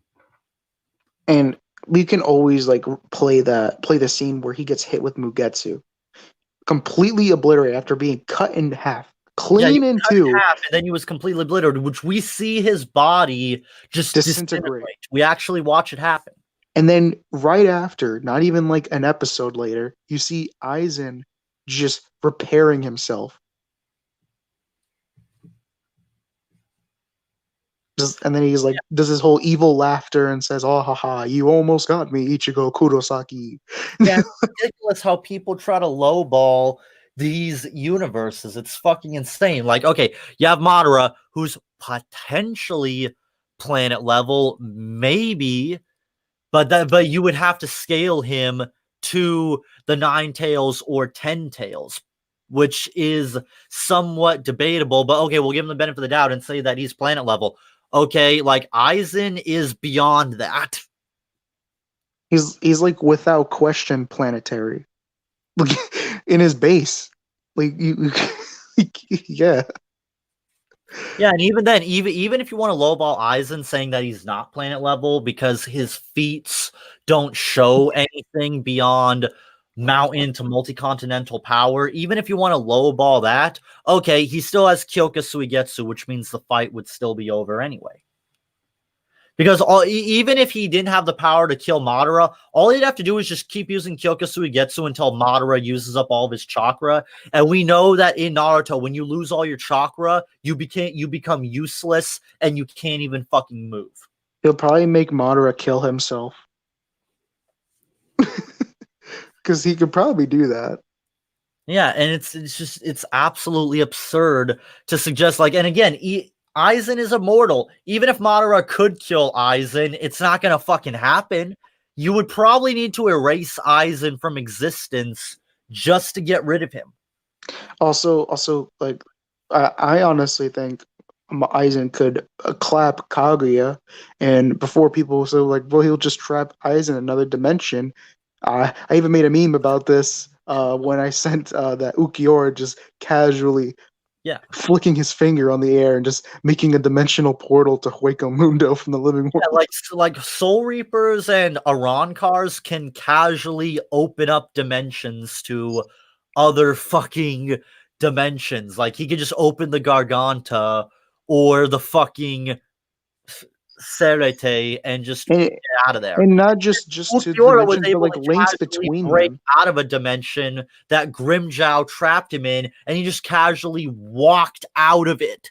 And even links between them too, like how Ukiora just snuck into the Don guy. Yeah. He went in the Don guy, and then just invaded Soul Society. Technically, nobody noticed. Like he just kind of just did it. Like they tell Ukiora, okay, go to the living world. Okay, Ukiora, go to the Soul Society. Okay, go to the Don guy. Okay, there is no prep time. They just go in. Yeah, and there's characters in Bleach that can create pocket dimensions. This Like is when Grimjow in his base traps Ukiora in a pocket dimension that he creates. There's also a character in the fucking Fullbringer arc, again, not even end of series, in the Fullbringer arc, Yukio, right? that could create a pocket dimension that was an exact replica of Katakura Town. And then Ichigo just busted clean open by going Bankai. Mm-hmm. And that's not even end of series. And then we have like people like I don't know his name. I think his name is Gremmy, the Stern Ritter, the guy who has the imagination power. Yeah, this guy's power is imagination. He puts Kenpachi right in a vacuum of space. In a vacuum of They space, just open and up like Kenpachi's a like, oh, space this is or normal something training or trapped whatever. in it. Like he is not affected even when a giant like a planet-sized meteor. Yeah, this meteor was going to destroy the entire Soul Society. Everybody was scared shitless of Gremmy. Yeah. Gremmy was And was Kenpachi raging. just cuts it in half with his fucking Shikai. Doesn't even Yeah, go on. and Gremmy loses even with his power of imagination because people like Kenpachi, he can't think of anything that's stronger than them. Like what? Yeah, but then you also have other people like the guy, I'm trying to remember his name, but it was someone that Kisuke and Grimjaw fought at the end of the series who has a weird pocket dimension that like you can't escape from. And like they come like Grimjow just completely one-shots this guy, rips out his fucking heart and stomps it. Yeah, like And when Nelliel casually just jumps into this dimension and saves Grimjow and Kisuke. oh yeah, this that guy we talk about, we like even before the fight started, he looked at fucking Grimjow, and was scared shitless. He ran away. He was like, "No, I'm not fighting that guy," and he wasn't even Who resurrected. became the queen of Waco Mundo is scared shitless of Grimjow. Oh yeah, Hollybell doesn't fuck with Grimjow. Yeah, she's terrified of him. And she became the queen of Hueco Mundo after the war. She took over in Baragon and Aizen's place. When even though Nell and Grimjow are way stronger than her, but that's beside the Yeah. point. Nell casually jumped into someone else's pocket dimension and got Kisuke and Grimjow out of there. Yeah, I think a lot of people like sleep on the Arrancar. When even the Arrancar were relevant even in the war. Yeah. Like like especially like Grimjow and Nell. And then you have the Fraction. The Fraction, like I think there were three girls that create the monster or whatever that Oh, yeah. got one shotted by Bio, Genryusai. which was Yeah, able to just casually one-shot Stern Momo Ritters. and Rangiku. Oh yeah, but that same monster was able to just be on par with Stern Ritters. Because that one Stern Ritter that was sent to Hueco Mundo, he would have lost to that monster hadn't he had that ability to steal This Ryatsu. monster was so powerful, Genryu had to jump in because this monster was fucking everyone up. Mm-hmm. Genryu had to jump in and kill it. So like even Fraction and their like combined Ryatsu or like on War Arc level characters, of course they're not, Warg, Ichigo, or like Aizen, but still they're relevant to people who are faster than light by millions of times and way stronger than Espada. These Fraction are like, Oh of yeah. course, they got Okay. stronger. They Yep, got the guy I was stronger. thinking of, by the way, was Askin. Someone in the live chat reminded me his name. Yeah, Askin. That was the guy that Grimjow and Kisuke fought. Yeah, his name was Askin. Yeah, yeah. Oh, I didn't even know there was a live chat. Hey, I didn't Well, even you check. can't see it, but I I can. can I see it. I can see it. I I can can see make it. you see it, but yeah, there's a live chat. I'm be keeping an eye on it. But yeah, it's ridiculous how people try to lowball Bleach. They think that Bleach is a fodder universe somehow. Like, are you serious? Mm-hmm. It's like just it's really fucking crazy. Mm-hmm. I think my boy Ghost Entertainment, I don't know when you texted this in the live chat, but yeah, they said that well, they're just milking this debate. Yeah, they are. they're milking this matchup pretty much. And you're gonna see that one trailer where it's gonna be like, oh, I am Aizen, and well, my name is Madara. They're gonna have this stupid ass trailer. Like, fuck. I'm dreading it. I really am. Here's another one. Madara, hands down. Although Aizen has his Hogyoku, which can make Aizen into a god, Madara is a god himself. That he destroyed an entire 1,000 army shinobi and flexed hard on the 5 Kage. The only people who can defeat him are the first Hokage, Black Bullshit. Zetsu. Bullshit. Bullshit. Hashirama got off screen.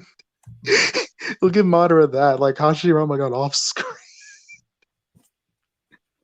Like, what the fuck? What the hell is that? They don't even like a Naruto doesn't even know what the fuck he's talking about. Yeah, these Naruto tards, they have no clue what they're talking about. Like, I don't even know if these people even know how to fucking power scale.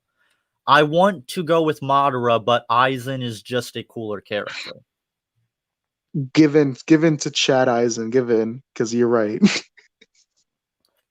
Aizen. Madara would underestimate him, and that's all he needs to unleash his complete hypnosis. Yep. There you go. There you go. Bam. GG. Haters gonna hate, indeed. Yeah, like this is just ridiculous. Like, and people wonder why I'm so harsh on Death Battle. This is why, because this is the people that Death Battle is appealing to. Look, that guy who writes that whole paragraph, they're just completely clueless. my boy Marshall D. Reagan, he says like, "Oh yeah, set the program video, just Aizen wins." just watch that. Like, yeah, but what I might do something like this more often, just busting smart style live streams or videos where I go deep into the garbage shit pin that is the Facebook communities and show you some of the stupid shit I've seen. And to put this into perspective, so people in the versus community, they like to shit on Seth. They say he's a wanker. He doesn't know what he's talking about, blah, blah, blah, blah, blah. If you actually believe that and you think Seth is garbage, Seth thinks that these Facebook groups are garbage. And he's not exactly wrong because they are fucking trash. I don't even want to see what they look like, to be honest. Like, it's just absolutely terrible. Like when it comes to Dragon Ball, like that, they'll wank that, but when it comes to like wait, did you read? Naruto, hold up. Full fucking retard. You read what this dude actually wrote. This man said Madara can throw unlimited meteors down. No limits fallacy. unlimited meteors that probably cannot even touch Aizen. Aizen would just move out the way. Like, you know what the equivalent of this argument is? This is like me saying Darth Sidious defeats the entire Naruto universe. Why? Because he has unlimited power. Because of that one line in the third movie. Like, seriously, like, okay, just because Palpatine says he has unlimited power doesn't actually mean he has unlimited power. Motherfucker got defeated by Mace Windu. He does not have unlimited power. Does Mace Windu have unlimited power? Well, I guess like if the you strongest black man in fiction. The strongest Like, weapon in okay, fiction. let's take this to its let's go. Let's bring ourselves down to these people. I'm gonna go full retard for a second and show you exactly how these people think. Palpatine has unlimited power, and Darth Vader said that he was more powerful than the Chancellor, so therefore Darth Vader has unlimited power. Therefore, Darth Vader should be able to one-shot Doctor Doom. No. Darth Vader would lose to Saitama though, because Saitama has unlimited power. What do you mean? What do you mean? Saitama one punches everything. That's his power. He can one punch anything. Just like how I mean, never freaking mind the Madara's fact that it Genjutsu took could affect multiple everyone. punches to take down what the fuck what was his name at the end of the series? I almost accidentally called him Beerus. What the fuck was his name?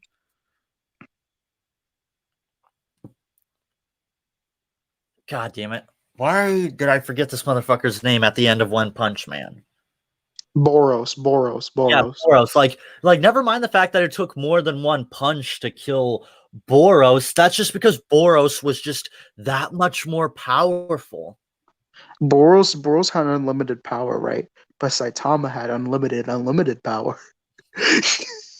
Even though It's it's unlimited that plus. Boros was a Starbuster by the fucking data book. It was confirmed that he Yeah. was a Starbuster. Also, Aizen would beat Saitama. For anyone asks. Yeah. Yeah, and for anyone who actually hears this, Saitama is not actually a gag character. He's a parody character. There is a difference, and he would not be able to. He can't one shot everything. He does have some limits to his power. Like the here's the thing with Saitama.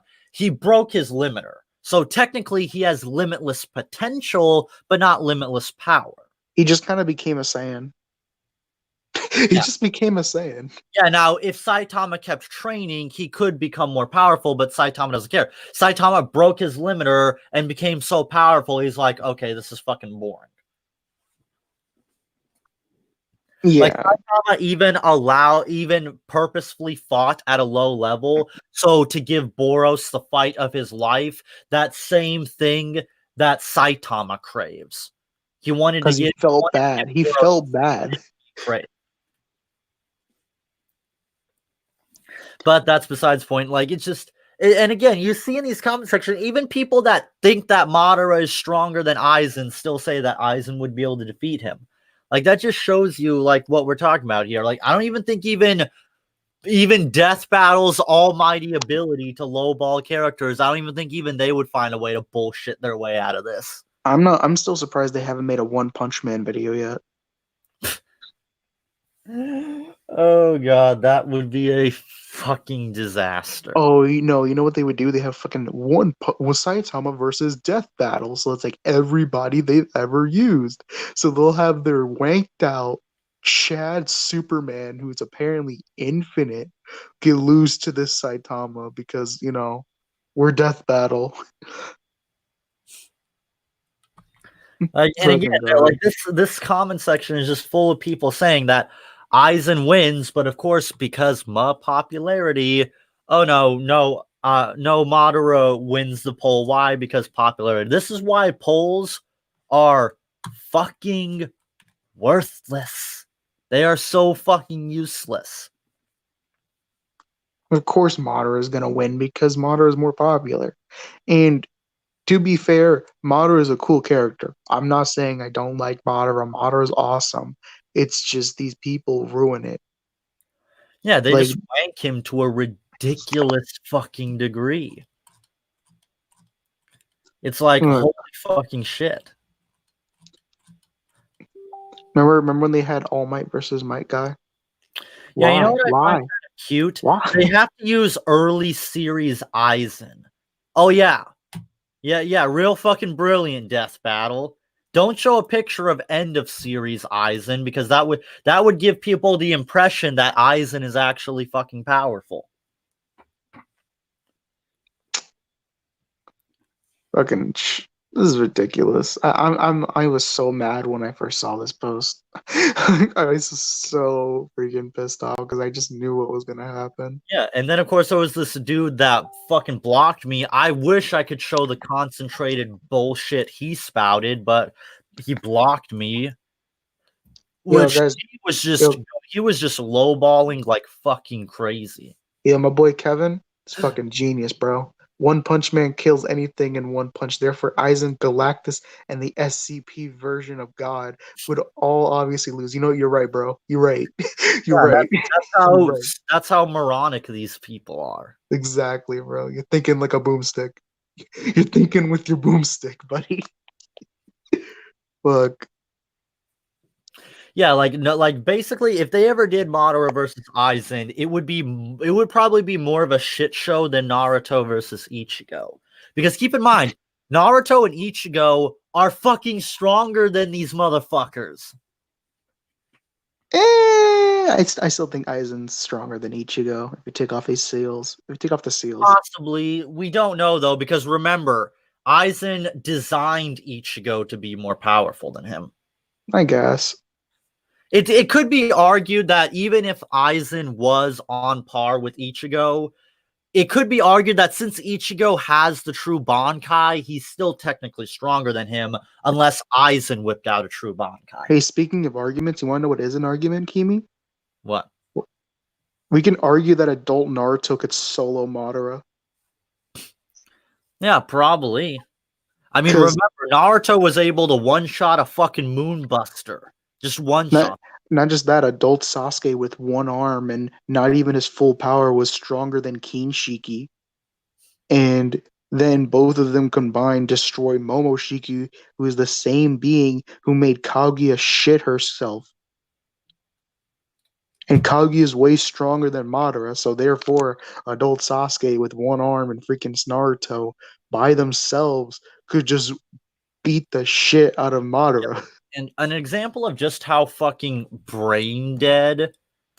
Apparently, like Kaguya's not very intelligent. She's actually quite stupid. Even Seth described her as brainless. She was able to be fooled by a combination of the sexy jutsu and a little bit of the Sharingan. That was their big plan to take down Kaguya. Like Sakura, Sasuke, and Naruto. They're like, yeah, let's use a combination of the Sharingan and the sexy jutsu. That's how Yeah, fucking I knew you were playing Kevin, but yeah, you're right, and it's just ugh. Madara is not even the strongest one in this verse. He's the wrong guy. You guys should be wanking. If anything, have Hagoromo fight Aizen, or you watch, not Madara. Kevin is curious on your thoughts on Sasuke versus Hiei.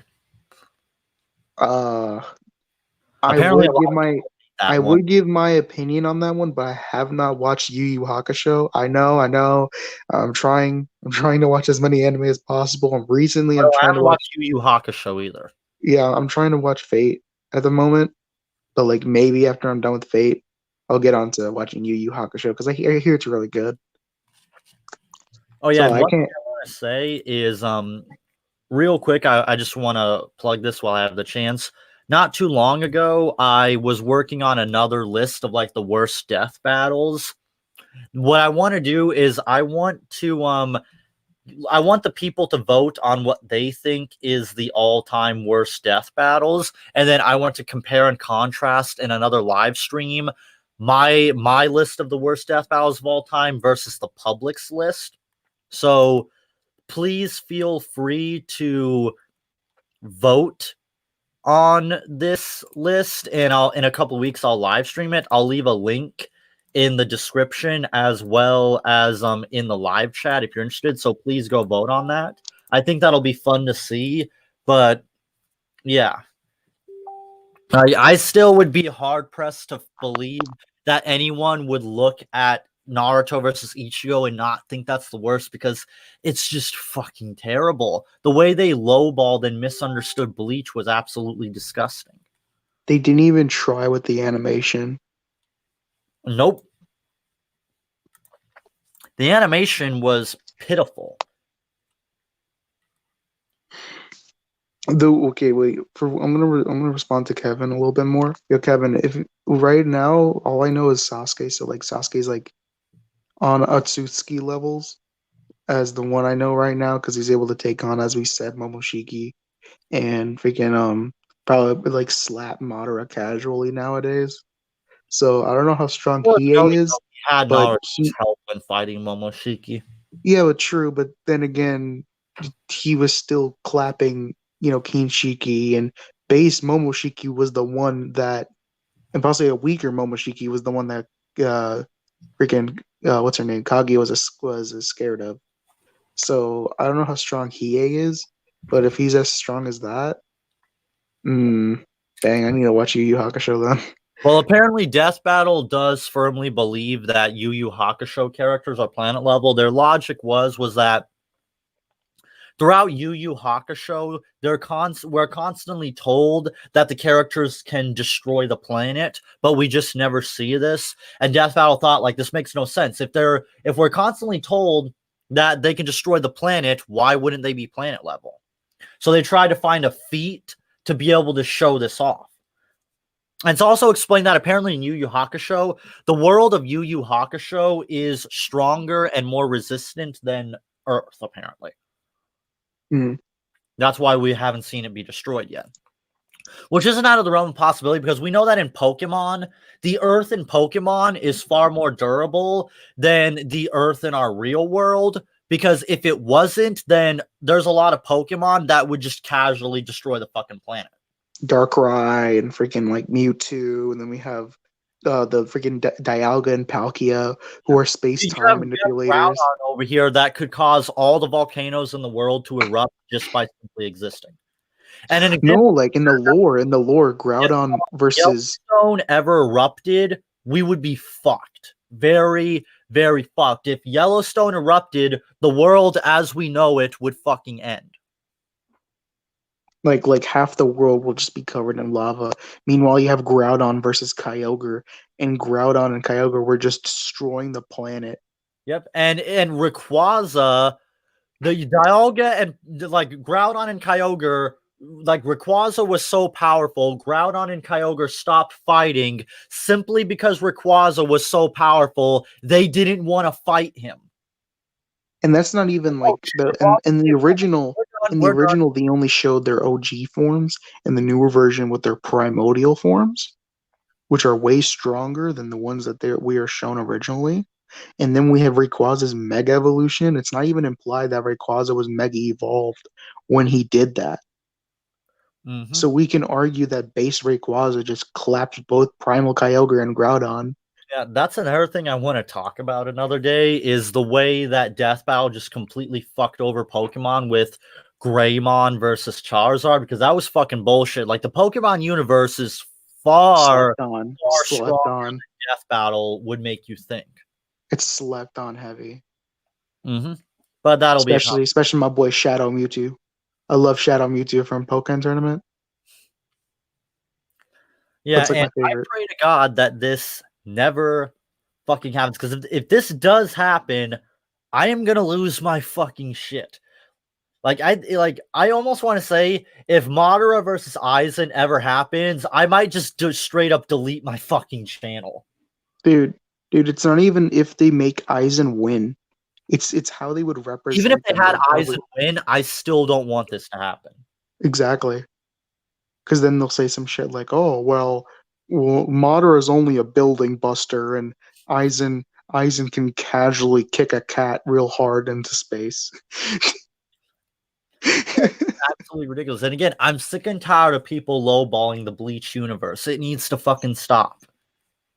Like, stop trying to lowball the Bleach fucking universe. Because if you want to play this game, I could lowball the shit out of your precious Naruto universe if I really wanted to. But they even did Naruto wrong. Oh yeah, they completely fucked Naruto. And The one they truly love, the one level. they truly love is Superman. Oh, they have a shrine of Superman in their room. They love. Oh yeah, they straight up Superman. pulled a no limits fallacy with Superman. Oh fuck, they jerk. I think it's because of Death Battle. The no limits fallacy was created by the Versus community. I'm almost certain that one was fucking Death Battle's fault. Dude, and it's just like they probably just jerk off to Superman because they still refuse to say that Goku versus Superman death battles were wrong to this day.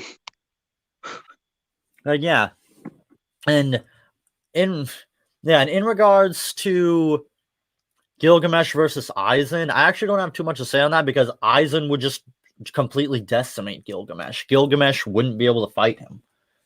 Like Kyokasuigetsu would be too powerful for him. I don't even know if even Aya would be able to stop him. Don't get me wrong, Gilgamesh is very powerful, but I don't think he would have a chance against him if I'm I've being. seen people rank Gilgamesh to be like solar system or like universal. Well, that's mostly because of Aya. It's Yeah, stated because that Aya Aya. can end all of creation, and Aya is as powerful as Gilgamesh wants it to be. It all depends on how much mana he's using. So yes, I will say it's possible Gilgamesh could destroy an entire solar system, but I don't think he's ever done this. I think it's in his realm of possibility. Because some of the Fate Noble Phantasms, and it was the Holy Grail he negated.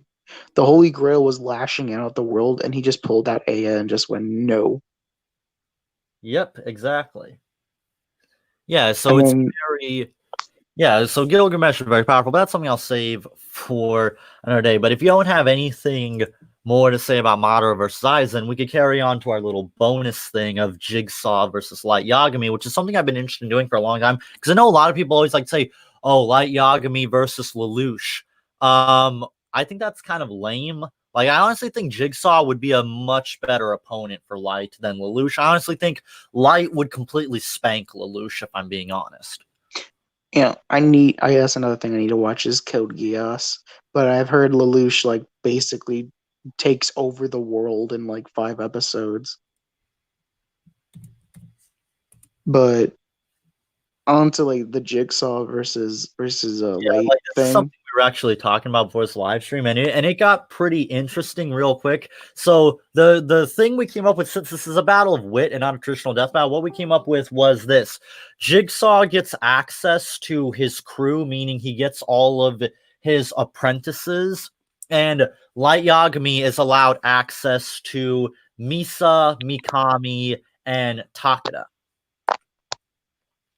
And we also were nice enough to allow him to have access to his father, but I think we also said that L probably shouldn't be a factor here. We weren't sure like if L and the task force should be a factor or not. I was actually discussing this with my friends in real life about like because I actually brought up the topic, and they all were just like, well, because they've actually seen Saw, and a lot of them have told me that Jigsaw tends to leave himself like wide open for like just being like his. He always has his name out there. He's not afraid to show himself to Jigsaw some people. doesn't care. He knows nobody would dare fuck with him. But the light, like, but then again, as you say, like even if Light knew his name, like there's still like 5 people who Yeah, are it wouldn't just as necessarily be smart as game he is. over. Like defeat it, even if you could somehow defeat Jigsaw. Jigsaw has shown that he's so great at planning and making contingency plans that even when Jigsaw fucking died, plans that he had put into place went exactly as he planned. He was able to plan so far ahead that even some of his own apprentices didn't even know what Jigsaw was planning while they were going along with Jigsaw's plans. That's how far ahead Jigsaw thinks. His intelligence is fucking ridiculous. Mm, Like he but planned so far ahead that even his own apprentice that he trained, Hoffman, didn't know Jigsaw's plan fully, and that at the end of one of his plans in Saw 6, Jigsaw had planned to test Hoffman to see if he was worthy, and he wasn't even aware of this and was completely taken by surprise. I think we have that one other dude who's like always in the shadows. Was his name Gary or something? Oh, there's also Dr. Gordon, which Jigsaw Gordon, yeah. describes as his greatest asset. So we have like a bunch of people who are just as smart as Jigsaw versus Yeah, and Light Yagami, who's going to all of be his carrying the whole team. apprentices were personally trained by Jigsaw himself.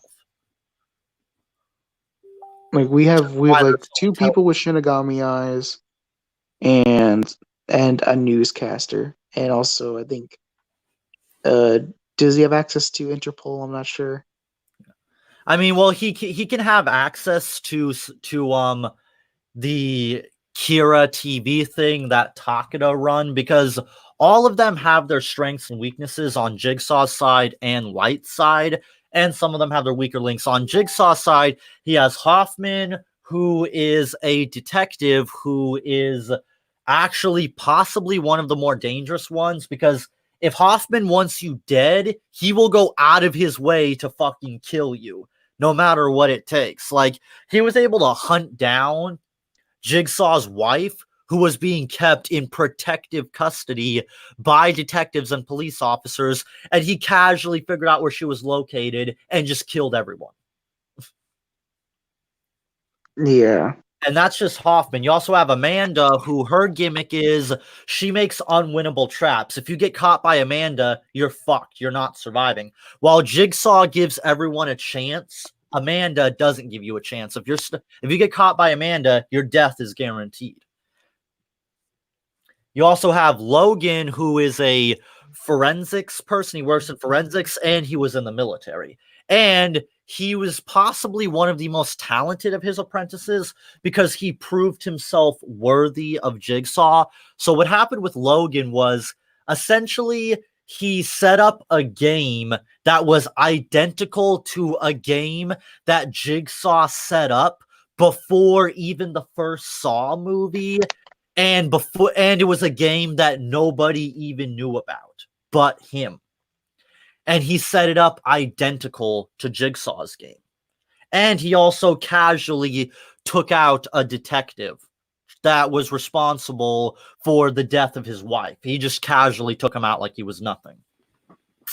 Like all of Jigsaw's apprentices are casually capable of soloing detectives like they're nothing. Hoffman outsmarted FBI agents like they were nothing.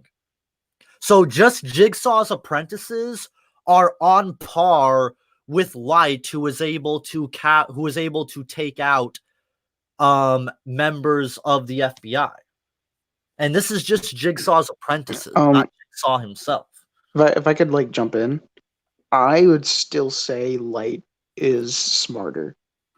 The stuff that Light pulls off in this Death Note is fucking insane. He outsmarts Shinigami, who've lived for centuries. Rem, he outsmarts L, the same guy at 11 years old, stops World War III, and is smarter than every Interpol, which is the international police. L is stated to be smarter than every Interpol in the entire world. He's smarter than every detective agency. He's smarter than the FBI. Beats L, and L and Light in like the first 3 episodes of Death Note is already dealing with FBI agents, and not just any FBI agents, legendary FBI agents that have worked with L on the BB murder case, an unsolvable case Yeah, that like a was lot of people don't know this, but the simple feat of him taking out Ray Penber's wife is actually one of his earliest feats and possibly one of his greatest feats at the same time, because that was the woman who worked with L on the BB murder case. And if you don't know this because you didn't read the one shot about it, BB defeated L. BB is the only person outside of Light to defeat L. L couldn't defeat B. but And that's because B these two cheated. worked together on the BB murder case, and Light casually beat this woman in a battle of wit. Yeah, and she was like you said, recognized by L for her he believed L believed that if he could get Ray Pember's wife on the same side as him, like he would probably like already won the case. Like Yeah, he was that yeah, confident. like Light knew that if this woman teamed up with L, Light was a goner. So it's possibly implied that at that point in time, Light that basically it's being implied that those two combined could be a bigger threat than Light. So we know that BB defeated L, and L with Naomi could not defeat BB. So it's possible that combined, they're a greater threat than Light, but they're still inferior to B.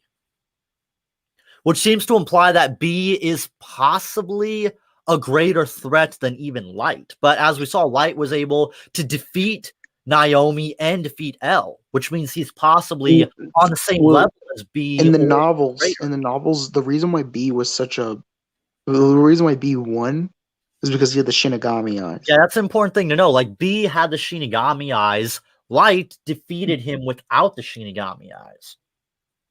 He used people with the Shinigami eyes. Yep, Light was able to casually manipulate a god of death. Just casually. He manipulated the entire And it was a world to god be of on death his side that at some hated point. Light, too. Like, Rem did not like Light. Like, and Light made such an impact on the world. Like, I think I don't know who states this, but it's stated in Death Note that it doesn't matter who you are, where you came from. At some point, you agreed with Kira's ideas. Mm-hmm. Yeah, Like, in the he had one that shot, it's much of an shown that impact on the Kira has planet. become legend and is now taught in schools. Like, yeah, he's part of the textbook curriculum. Mm-hmm. Yeah, so Kira made his mark on the world, but then again, so did Jigsaw. Jigsaw's games were so well known that random Joe Schmoes were able to write books that became bestsellers about surviving Jigsaw's games. Jigsaw had a very similar legacy to Light. Hmm. So yeah, it goes both ways. Like I said, this is a very interesting matchup because it can go both ways because Jigsaw and Light are absolute titans of intelligence and manipulation. And Jigsaw is a master troll like Obi-Wan and Aizen. He's able to casually troll detectives without even flinching and make them lose their fucking shit. Even when a detective is beating the fucking shit out of him, he's still trolling him. Yeah, and then we have Light, who's the possibly one of the best actors I have ever seen in my entire life. Jesus, the amount of acting this dude had to do, and he convinced everyone he was around with that he wasn't Kira. You like even like you like L had to purposely lie to everyone and say like, oh well, Kira's only a 1% possibility of being Kira. When even though L knew like, oh yeah, he's a 99%, but I had to lie so that That nobody L gets on my knew the ass whole about time. it. He just couldn't beat him in their battle of wits. It's like no matter what he did, he still couldn't beat him. Yeah. Basically, And the Kira task force was playing checkers, and L and Light were playing chess the whole fucking time. yeah, and then Like the just task force were nothing. They were nothing to L or Kira for that matter. Like Light even said, like after L died, like this is too easy. It's no fun without Ryuzaki around. dude, and then we have Rem, who's a fucking Shinigami who's lived for centuries, way smarter than any human, because in the data book they're stated to be smarter than L even. And then Rem being the Shinigami that threatened Light, like, oh, I'm gonna kill you if you fuck with my girl or whatever. And then he's like, oh, okay, then 5 episodes later makes Rem kill herself. Yep, And and an important thing to note is that the weakest link is Jigsaw's wife, but here's the thing. If you kill Jigsaw's wife, Dr. Gordon was given special instructions by Jigsaw himself to watch over his wife. And should anything happen to him, he is ordered to act immediately on Jigsaw's behalf. And an example of just how dangerous Gordon was, he casually tracked down Hoffman and took him out like he was nothing. And Hoffman, again, was personally trained by Jigsaw, and Gordon just casually took him out when he killed Jigsaw's wife. So not always a good idea. So if Light tried to target Jigsaw's wife, well, then you're going to get Dr. Gordon after you. But as I mentioned before, like how would how would they go about figuring out that Light is even Kira? Well, that's the thing about it. We know that Jigsaw is very good at getting information. However, we don't fully know where he gets his information from. We know that he does get leaked information from police headquarters thanks to his connections with Hoffman, which it's implied that Jigsaw gets his information a lot from the police and the detectives, but even then, that's not like the full story, because the some of the information Jigsaw's able to get on people is ridiculous. Like, he was able to figure out that Hoffman set up his sister's murderer to look like a Jigsaw trap and frame Jigsaw for the murder of his sister, and Jigsaw casually figured out that it was Hoffman and got all the information about the guy who murdered his sister, what he was doing, like how he would drink himself into blackouts every day and repeat the same routine after his sister died. He figured out all this information casually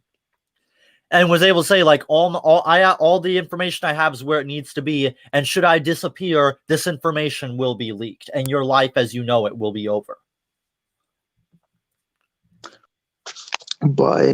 But as you explain all that, this is Light we're talking about here, the same guy that purposely lets detectives with years of experience be around him, let him live with him. Like, he doesn't care that they even go into his house. This guy's able to fool like so many people, including L and to a degree Near. Actually, yeah, Near, because Near's fucking dumb. Yeah, Nier is stupid. I've proved this in my video, 10 Easy Ways Light Could Defeat Nier. Nier is fucking retarded. Yeah, Near's He's dumb. not very intelligent. Near's plot. Near's plot. But I want to compare Nier real quick. The reason why Light lost, it almost felt like the reason why Aizen lost to Ichigo, because he just felt like he was bored of this shit. That's how bad the ending was. Besides the point, Light is able to do all this crazy Light's shit. plan didn't fail because Nier beat him. Nier would have lost if it wasn't for Mikami. And one thing I want to say real quick while I have the opportunity to, I made a fuck up in my 10 easy ways Light could win. I said that Nier cheated to win. That is incorrect, because there's a rule in the Death Note that I did not know about, that thanks to Seth's video that he recently made on is Tanaka smarter than Light, he explained that Nier did not cheat to beat Light because there's a rule that states that people who have the Shinigami eyes cannot be manipulated by the Death Note. So Mikami was not manipulated by Nier. Mikami genuinely made a mistake. So it wasn't even Light's fault. That was all on Mikami. Yeah. So But Nier would have lost had it not been for Mikami. yeah, but I'm going over like how impossible it would be to even figure out Light's identity. It's just Well, it's if not he's able, because we know Misa was able to figure it out, although she did have the Shinigami she eyes. had the Shinigami eyes. However, Shinigami eyes. if you can figure out that Light and Kira are the same person, then you can find his information rather easily. But the moment they know each other's names, that's pretty much game over for both sides. Mm-hmm. Because the moment they figure out Light's identity, you know what the fuck they're gonna do, right? And I don't think Light is prepared for something as crazy as an onslaught from that group. Even if he has like, Misa, you take down Jigsaw, it's not necessarily game over, because then you have his apprentices to exactly. worry about. So it's going to be probably the biggest challenge for Light yet, because he has to take down every single one of them individually. Because the whole point of the reason why you have to also take out his apprentices is because the whole point of Jigsaw is he wanted to become immortal through creating a legacy. That's why he trained all of his apprentices, because he wanted to become immortal through creating a legacy, which is what he did. Even later on, even 10 years after the events of the final chapter, it is stated that Jigsaw never dies because his work continues through his followers. Mm-hmm. So you absolutely have to take out all of his apprentices, or Jigsaw will never truly die. I still, I still stand by my plan that I came up with. That all it takes is for Light to figure out one of their identities, whether it be Jigsaw's wife or one of their wives. Like I forgot their name, but to be open in the out in the open, figure out there's a connection involved, and then just have her reveal most of the names that she knows, and then to have those names, like that she reveals those names, kill herself, and then after Light writes down their names in the death note, have the before they die reveal the rest of the names, and then GG. If only it were that simple, but unfortunately it's not, because here's the problem. Jigsaw's wife only knew about Amanda and Hoffman. She didn't know about Gordon and Logan. The thing is, nobody knew that Dr. Gordon was one of his apprentices. Nobody knew that. Dr. Gordon is extremely hidden. Not even Jigsaw's own apprentices knew about Gordon. So that's But the thing. couldn't, Like, but at the for Sail best Fate, case or for scenario, that plan would take out Hoffman, Amanda, and Jigsaw, but you would still have Logan and Gordon to worry about. but it would still take out most of the group. It's still effective. Yep, and anybody who suspected that Logan was working with Jigsaw, Logan put a plan into place after he killed the detective responsible for killing his wife and setting up the Jigsaw game. He had that detective set up as the new Jigsaw and an alibi Oh, to and if we confirm his story. So and we nobody can would be able to hold know up, about the connections with Logan and Jigsaw. hold up.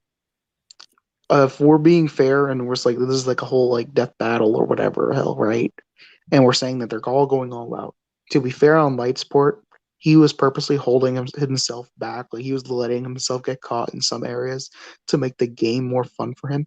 If this is Light going all out with it, using the powers of the Death Note, he can make their deaths seem like they're not his fault because he Mm-hmm. has that power to do so. He can make one of them get run over by a train or have one of them like skewer themselves. Like even if this is like a surprise attack and they don't even know that Kira is even after them. Yeah, we see that's the thing. Chances are, if we set it up in the Death Note universe and not in the Saw universe, because if this was set in the Saw universe where everyone knows about that John Kramer's Jigsaw, it would be easy for Light to win, with the exception of killing all of his apprentices. But if you say, okay, let's put it in the Death Note universe to where not a lot of people know about him, well, here's the thing. Jigsaw would probably pick up on all these mysterious killings and think that something is up, and he would definitely have Hoffman get into the police records to find out about the Kira case. And once he will undoubtedly take an interest in the Kira case and the Kira task force, and he would either meet up with one of the members personally to find out their information, or he would tell Hoffman to get as much information about this Kira case as you can, and Jigsaw would investigate it personally. And here's the thing, Jigsaw would And then we find also out have to about that factor his connection with Ray Penber and Light. He would pick up on that connection just like L did, and would most likely go after Light. and then Now, we if also you put him have in a game right away, what I think Jigsaw would do is he would just meet up with Light like he does, because Jigsaw's not afraid to meet up with his victims face to face. He'll probably meet up with Light and just chat with him, but also interrogate him at the same time. And it would just and Light would probably realize, like, okay, something's up with this guy. And even if they go in to start like Battle of the Minds games, like Jigsaw would be testing Light. Like he would but probably figure out about his sense of morality about everything and ask him how he feels about life and everything. And once he realizes that Light does not value life, Jigsaw is going to come after him, even if he doesn't know he's Kira. Jigsaw's whole thing is he doesn't like people that don't value human life or take life for granted. He would undoubtedly put Light in a game. but you're not factoring in like Light's own group.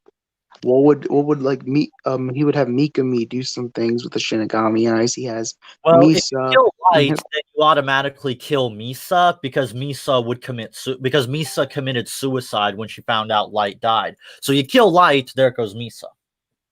So that's like a No, basically automatic. no, but I mean, of course, no. I intentionally know that the moment Light dies, it's pretty much case from there, right? Yeah. Now But the most independent the most independent of Light's accomplices was Mikami, who had comparable intelligence to Light, but obviously he had his weaknesses because Mikami essentially lost to Nier, and that indirectly led to Light losing. that's another like point is what about Kira's followers? Well, we were not factoring them. Never mind. But like, hmm, what would because I need more like things to think about. Like how would Mikami be involved? How would Misa be useful? How would Takeda be useful? Takeda could probably bring us some information He would from the have news, from Mikami. newscastings. What I think would happen is he would set up Mikami just like he did against Nier and Mello. He would set up Mikami to be a decoy essentially and make Jigsaw try to target him instead. That's probably what he would do. Hmm.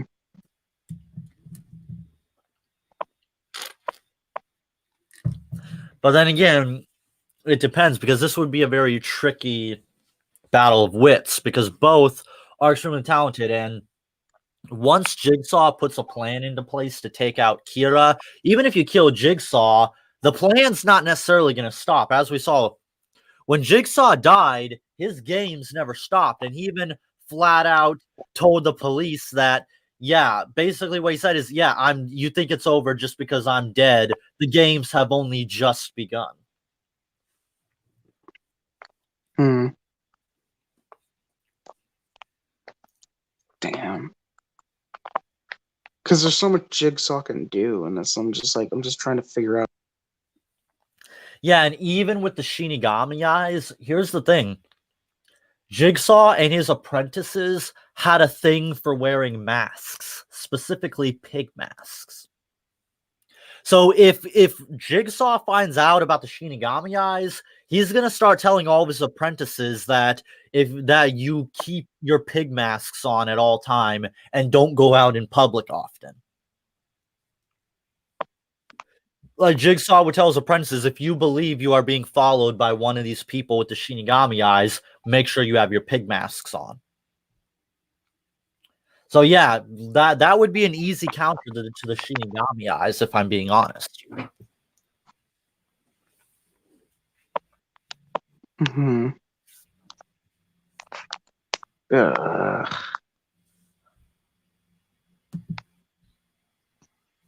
Like, there's so much stuff that goes into this. Mm-hmm. I'm just like, There's a lot of factors that go into this, because I'm and thinking of ideas, very but at the same time, I'm just like, oh wait, Jigsaw can do this. But like, what if Jigsaw messes up here? And like, what if he messes up here? What's going on? Like, what's gonna happen if this happens, and this happens? yeah, and the thing is, none of Jigsaw's plans have ever really failed, technically. I mean, nobody ever outsmarted Jigsaw, not one person. Hmm. Like, even the person who killed him, he didn't outsmart Jigsaw. The choice of killing him or not was a part of Jigsaw's game that he put into place. And even Jigsaw flat out told this guy, you can't kill me. And he thought he could, but all that happened is he said, I told you you can't kill me, Jeff, but I didn't tell you why. I'm the only one who knows where your daughter is. I'm the only one who he basically set up to where she only has a limited supply of oxygen. Oh, and as a result, he had it set into place where if anyone did kill him, and a heart rate monitor would flatline, and Jeff's wife would be killed, which is exactly what happened. Jigsaw thinks of everything. Mm. But then we have Light coming up with plans, even when he has dementia or amnesia. Of course, he's using the powers of the Death Note. But even if he had amnesia or whatever, and he lost all memory, he knew that no matter what happened, this was gonna happen. He planned out everyone's actions and even the fake Kira's actions leading up to him getting his Death Note back. Well, I think that So would fuck him over though. If Jigsaw ever became aware of Light saying that he believes that there are some people that deserve to die, that would backfire on him because Jigsaw wouldn't take too kindly to hearing that. Even Light simply saying that would lead to Jigsaw coming after him and putting him in a game.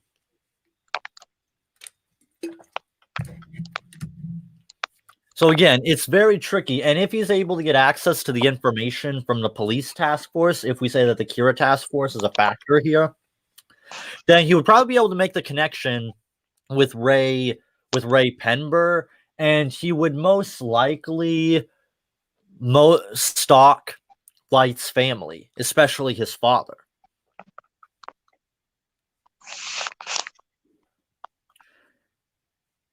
Like, so that's gonna be very tricky. Like, there's a lot that goes into this. Like, I might try to see if I can get in touch with Seth the programmer and see if he would take an interest in this matchup, and maybe I'll see if I'll do a collab with him sometime since he seems. yeah, because honestly, because he seems to have like a way better understanding of Death Note than I do. Yeah, and even if he doesn't know shit about Saw, that's where I come in because I'm a Saw fanboy and I basically know everything about it. Like the best I can come up with is basically a stalemate where like Light kills half the cast, but then the half the cast comes back to kill half the cast of Light, and then it's just both of them going head to head until they just kill each other. Like that, I don't. The one who's gonna have the biggest advantage at the beginning of it is most definitely gonna be Light. Kill each other. Mm. Like and even in like and Light will also resort to killing himself if he does get caught. So that's another thing. Though I don't know if that's That big won't of a happen factor. because once Jigsaw finds out, he's gonna set up a game and Light's gonna be screwed. He'll kidnap Misa, he'll kidnap his sister, he'll kidnap his mother, he'll kidnap his father. Mm. He'll probably even kidnap Takeda. In fact, Takeda could possibly be a liability because he would take a great interest in Takeda because she runs Kira TV. So he would either go interrogate Takeda himself or just straight up kidnap her. Mm. And as Jigsaw once said, if you're good at anticipating the human mind, it leaves nothing to chance. Well, right now, honestly, I think I concede because I can't really think of a way that Light could win. But bring up from your points, and that's mostly due to like my lack of knowledge on like most of the because like I have not really like gone really in depth with Death Note, and I don't really know that much about Saw to know its weaknesses. Yeah, But I'm because not. Jigsaw I can. himself. I know. I can't win this debate. But like, I'm sure like if you get somebody like Seth or someone who's like way more informed than I am, you could totally like you have an actual debate about this. Yeah, because Jigsaw, as far to my knowledge, he doesn't really have any weaknesses. His apprentices have their weaknesses and strengths, but Jigsaw himself is just a fucking titan of intelligence and manipulation. The only person, as far to my knowledge, the only one to ever win one of Jigsaw's games personally was Dr. Gordon, who ended up becoming his greatest asset. And even Mm, that, just simply winning one of Jigsaw's games doesn't mean you've outsmarted him. It just means you survived Jigsaw. yeah, so you're still lost. So right now, from my standpoint, I really can't argue. But yeah, other than that, I still had fun with it, having discussing something like this because it's a lot different than just slapping power levels on people. Yep, and I don't get to talk. Yeah, and Battle of Wits are very interesting. In fact, if Death Battle wanted to do something interesting, they should do a Battle of Wit thing. I think that'd be interesting, although I'm not certain how Death Battle would make that work, but that would be interesting. Like maybe what they could do is they have it set up to where the characters like show up and then like it's revealed that they set up a plan, and then the whole fight is them like Death Note style, basically explaining their plans in their head, and then revealing like where X character fucked up or something like that. I don't know how Death Battle would pull that off, if I'm being honest. Then they'd probably be too stupid to figure it out. They can barely even handle Goku versus Superman. Yeah. Anyway, but other than that, I had a lot of fun with this live stream. Thank you for having me on here, though. Oh, sure. Anytime. Like anyone who wants to be a guest on here, don't be shy. I want to do stuff like this more often. I just don't get enough people offering to want to be guests. Well, I'm free all this weekend, and so and also like, well, I'm free on every weekend, so I can be on live streams like during those time periods. But like during the week, I'm like just get. I would definitely be interested in watching these live streams with you and other people too. Yep. Maybe one thing we can do is next time we can pick a death battle to watch. We'll watch it with the audience, and then we'll discuss it live. Like I'll do like a live review. That could be something. I That think that could be cool with like newer episodes that they drop.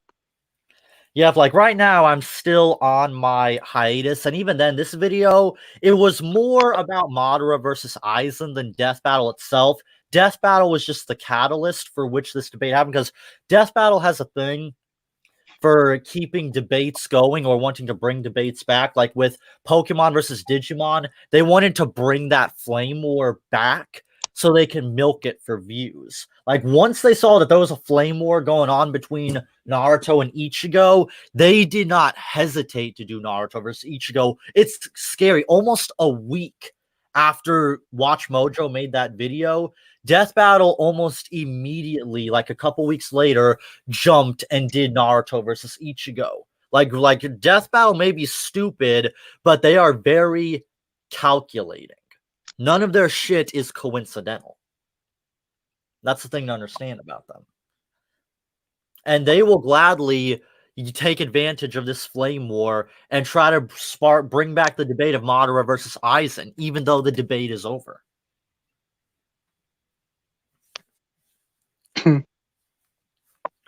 And if you are truly curious about who would win between Madara versus Aizen, watch Seth the Programmer and Clyde's video. I will leave a link for it in the description. Now, it doesn't come with a cool animation like what they're doing with Naruto versus Ichigo, unfortunately, which I'm excited about, but it's at least a way to find out who would win.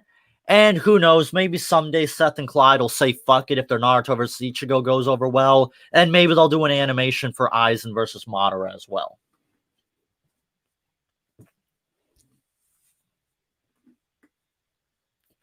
But yeah, this is a fun thing I definitely wanted to do.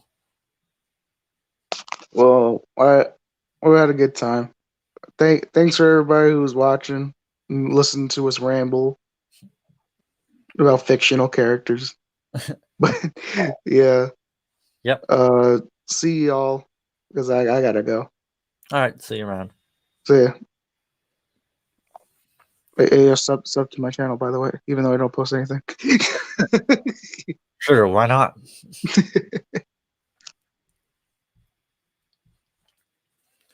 All right.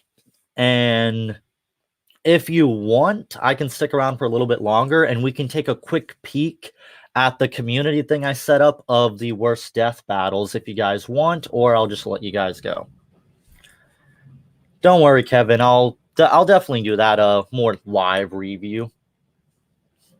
I'll try to see how that would work.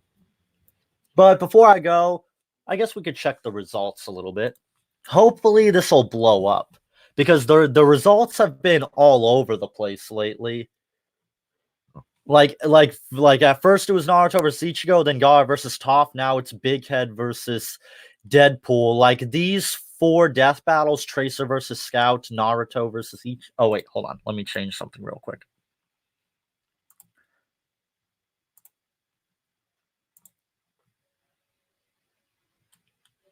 Hold on. Let me change the screenshot here.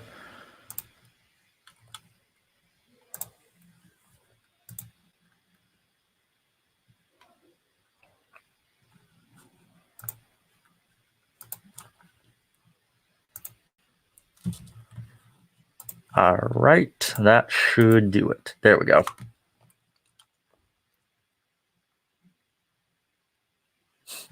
Yeah, so let's take a quick look. So, like I said, these 4 death battles: Big Head versus Deadpool, Gaara versus Toph, Naruto versus Ichigo, and Tracer versus Scout keep battling for the #1 spot.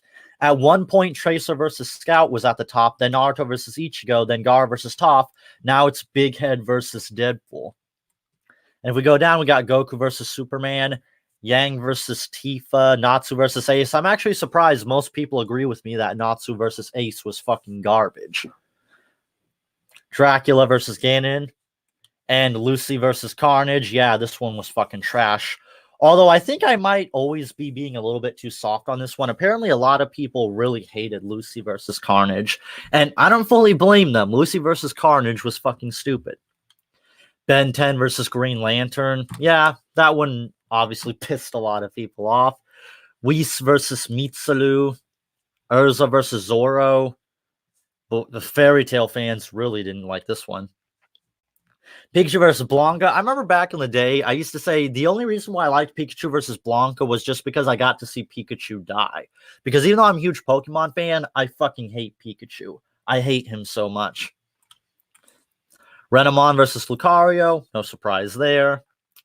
Sora versus Pit.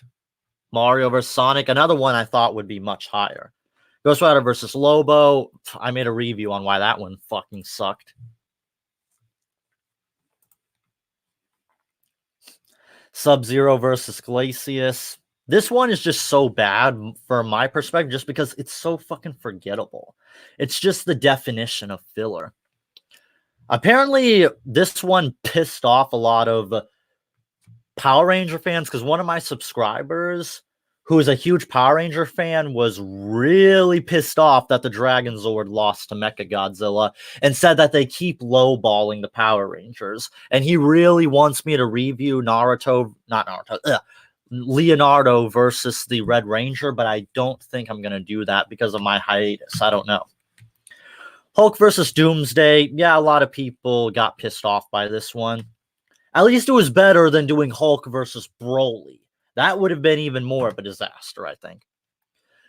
Black Widow versus Widowmaker. This one is just bad because, again, it's so forgettable. I don't even think people even remember that this one even happened. Like, and of all the 3D death battles, this one is possibly the most forgettable of them all. Zelda versus Peach. This one they royally fucked up and probably should do a rematch of. There were so many problems with Zelda versus Peach. Thor versus Wonder Woman. I'm honestly surprised that Guts versus Nightmare is so fucking low. I thought people were going to hate Guts versus Nightmare, but apparently not. So that's actually surprising. Bowser versus Ganondorf. Ultron versus Sigma.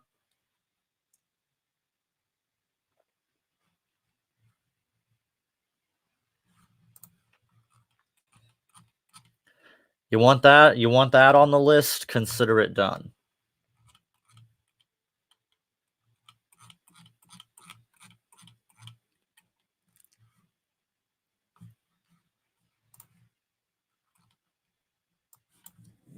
Like no need to worry. I'll take care of it.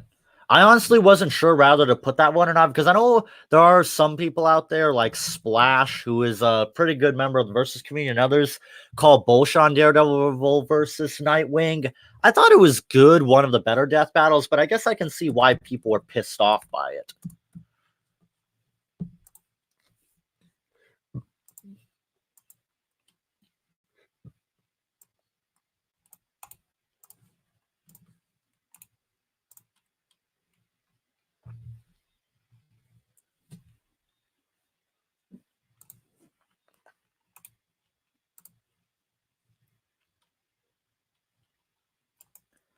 Done.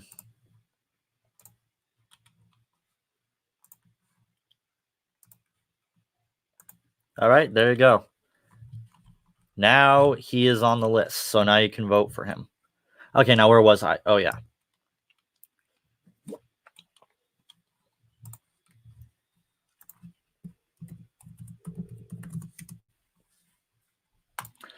Okay, so Aquaman versus Namor. I think this one should be a lot higher because this one was just fucking garbage. I made a review of that one. This is another one I'm really surprised is so low. Donkey Kong versus Knuckles. This death battle was fucking shit. They lowballed the fuck out of Knuckles and used composite versions of him. So yeah, I'm surprised this one is as low as it is. Rogue versus Wonder Woman, meh, whatever. Spawn versus Kratos, again, another one I'm surprised is so low. All Might versus Might Guy, I thought this one was fucking garbage. I didn't make a review of it because I said fuck it, but maybe I'll review it sometime in the future. But yeah, Might Guy versus All Might was stupid. Darth Vader versus Doctor Doom, again, I'm surprised this is so low. Darth Vader versus Doctor Doom was offensively bad. Same with Charizard versus Greymon. Why is this one so low? Like, even if you like Digimon, you can't deny how much they fucked over Charizard. And even then, they lowballed Greymon. They said that Greymon, the power of the Digidestined is only planet level. When it was able to stop an attack it was able to stop an attack from a Digimon that can destroy an entire solar system or something like that. So they lowballed the shit out of Greymon. So I don't understand, like, even if you're a Digimon fan, how you can't be pissed off by Charizard versus Greymon. Android 18 versus Captain Marvel, just a stupid waste of time. Another one, Wario versus Waddle Dee. I forgot this even happened. Like, this looks like a death battle that fucking Cartoon Fight Club would do. Like, I don't even get the connections here with this one. Like, they can't say it's because my main villain, because Wario's not a main antagonist. Bowser is. So the logical conclusion should have been Bowser. So this one just makes no fucking sense. So actually, you know what? Fuck it. Venom versus Bane, whatever. Pinkie Pie versus Deadpool. This should be a lot higher because Pinkie Pie versus Deadpool is possibly the worst of the joke death battles. Well, actually, I should take that back because Big Head versus Deadpool is also pretty terrible. Thor versus Raiden. People seem to be pretty soft on this one. I don't watch 1 Minute Melee. I don't even take them seriously. They don't do research, so why should I even bother? Flash versus Quicksilver. Apparently, they lowballed the shit out of Quicksilver, and Seth went over this. And here we have Sasuke versus Hiei. I still don't know how to feel about Sasuke versus Hiei, to be honest, like, in terms of, like, the result.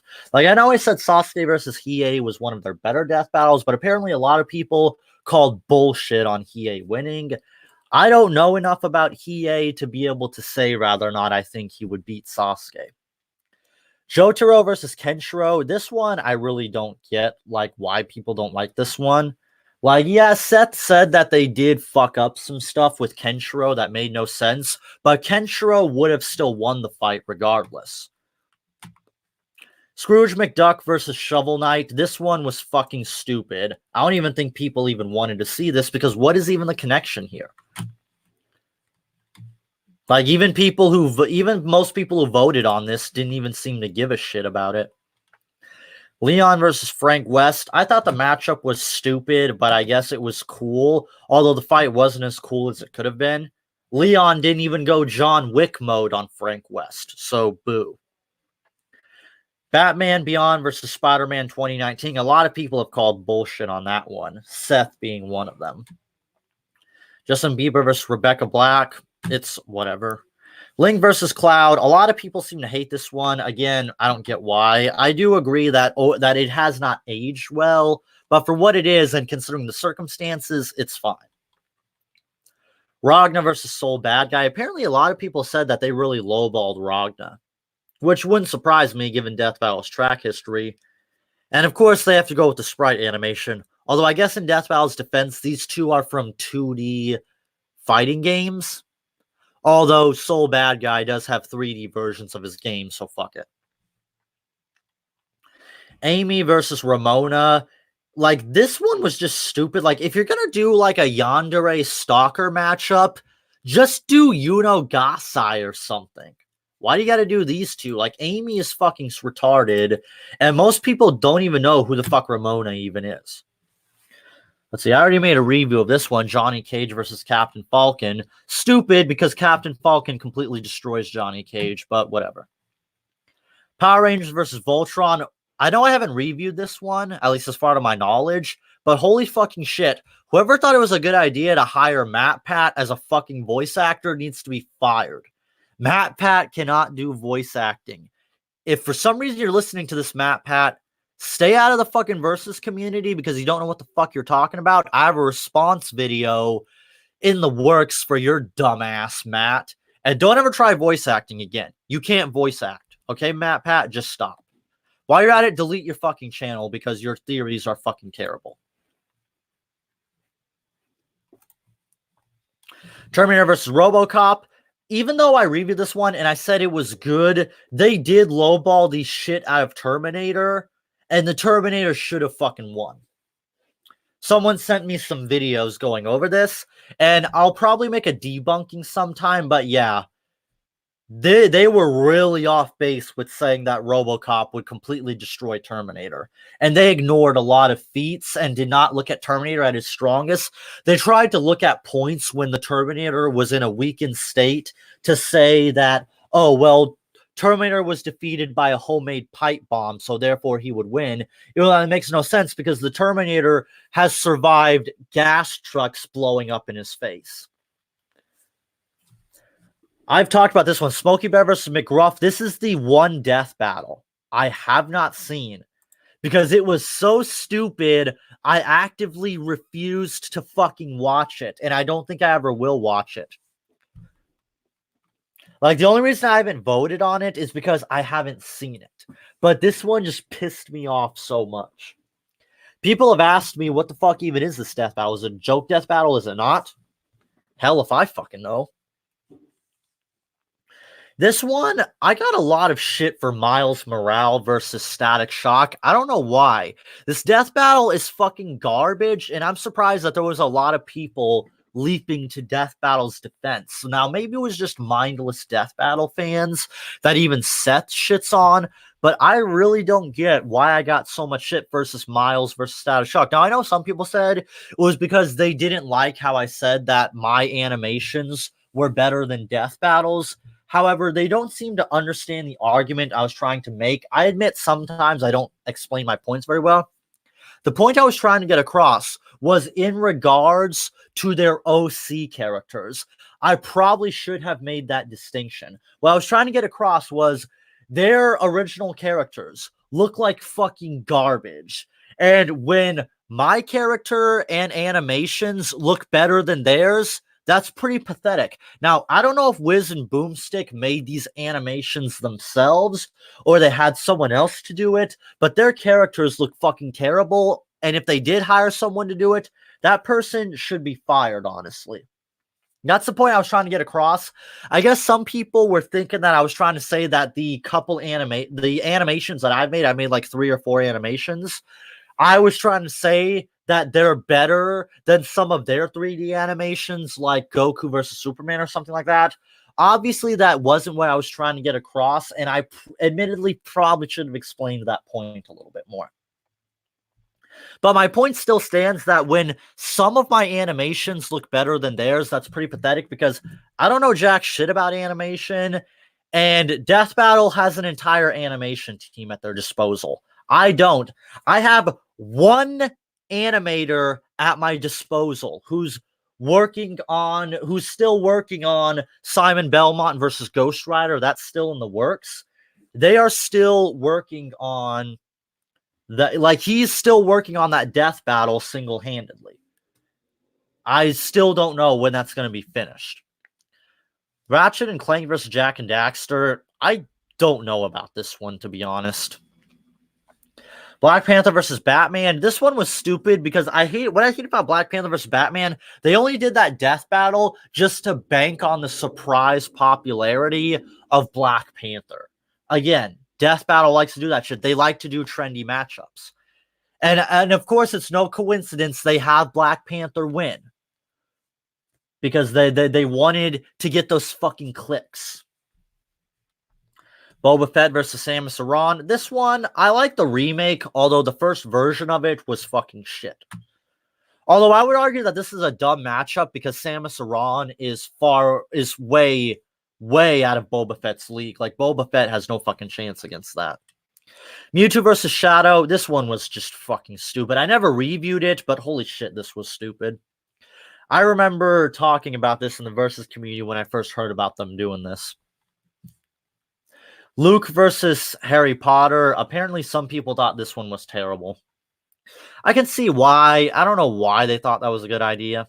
Black Canary versus Sindel. I didn't make a review of this, but I did have some stuff to say on my Twitter about it, and I had 3 problems with it, but I forgot some of the points. Like, this was a trendy matchup trying to bank on the hopeful success of Birds of Prey, except Birds of Prey was a disaster, and I realized that Black Canary was in it, which I did not notice the first time, which just really irritated me. I'm sick of all the trendy matchups. Hercule Satan versus Dan Hibiki. This was fucking stupid. I find it really hard to believe people really wanted to see this. Like, I don't even think even DBZ fans were saying, death battle, please do Hercule Satan versus Dan Hibiki. Yeah, I highly doubt that. Batman versus Spider-Man, this was a really unfair matchup. I don't know what they were thinking on that one. Vegeta versus Shadow, whatever. Green Arrow versus Hawkeye, I thought this one was stupid, but again, it's just a filler death battle, so whatever. I've already given my thoughts on Scorpion versus Ryu, and is there really that many people that actually like Scorpion versus Ryu? Because this death battle was really fucking bad.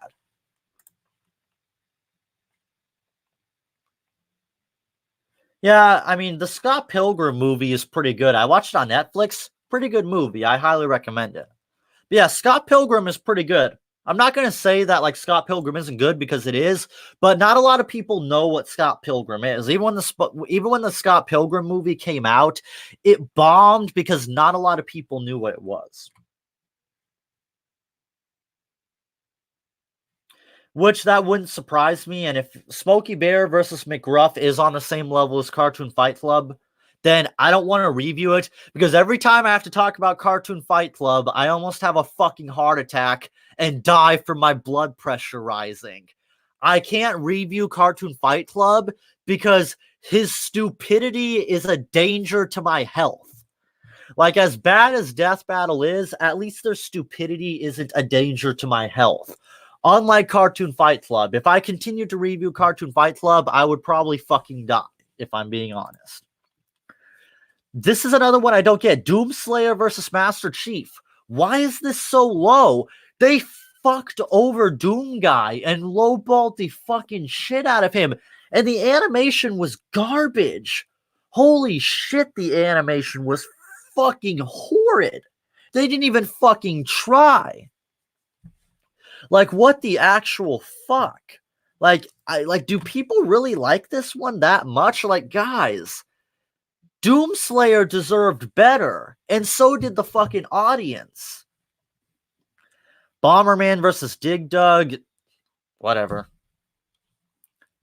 Captain Marvel versus Shazam, this was fucking stupid. Captain Marvel had no chance, and they only did this because they wanted to capitalize on both the Shazam movie and the Captain Marvel movie that came out at the time.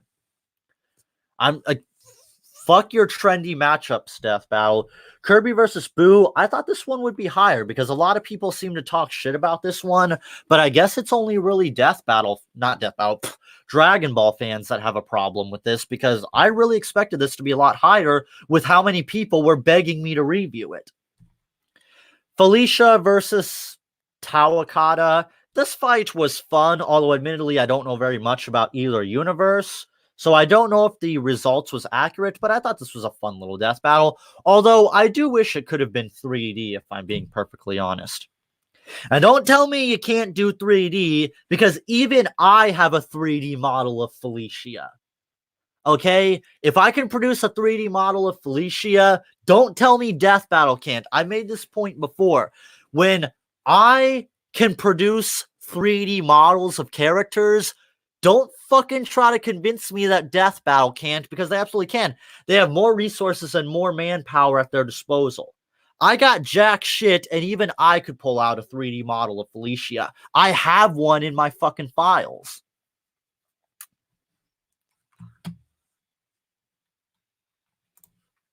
Akuma versus Shang Tsung. Trendy matchup, blah, blah, blah. Whatever. I don't have much to say on this one because this was like early Death Battle, I think. This was like their second one they ever did, I believe. Rainbow Dash versus Starscream. I fucking hated this one. It was so fucking cringy.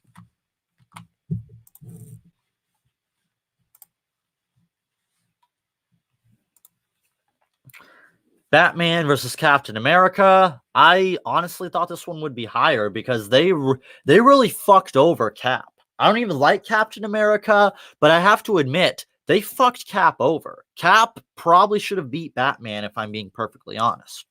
So I'm not sure what they were thinking on that one. And not to mention, this was a Death Battle. That Death Battle admitted they rushed it. They rushed it and they just shat it out because they just needed something to upload. Like an example of how this is, when I need to upload something, I'll just make an AMV. That's basically what they did with Batman versus Captain America. It was like that. They just said, fuck it, upload something. Meta versus Carolina. While this was a cool fight, I guess, I hate that this Death Battle was done because, oh, we got to make Daddy Rooster Teeth happy because Daddy Rooster Teeth is a connection of our corporation. Yeah, fuck you, Rooster Teeth. All your shows are terrible, Rooster Teeth. Stop making shows. You suck. Beast versus Goliath. I'm surprised a lot of people wanted me to review this, yet Beast versus Goliath is so low. Mega Man versus Astro Boy. This was some fucking bullshit right here. I don't know what the fuck they were thinking on this one. Shredder versus Silver Samurai. Meh. Whatever.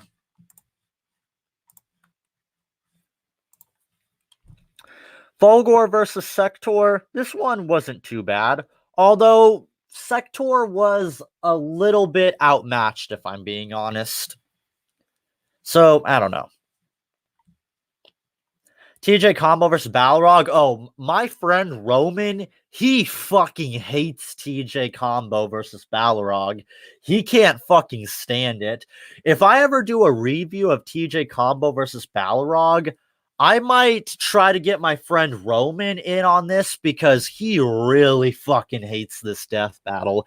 And I would love to see him rant about it because, Jesus Christ, whenever we talk about worst death battles, he always talks about how much TJ Combo versus Balrog is one of the worst.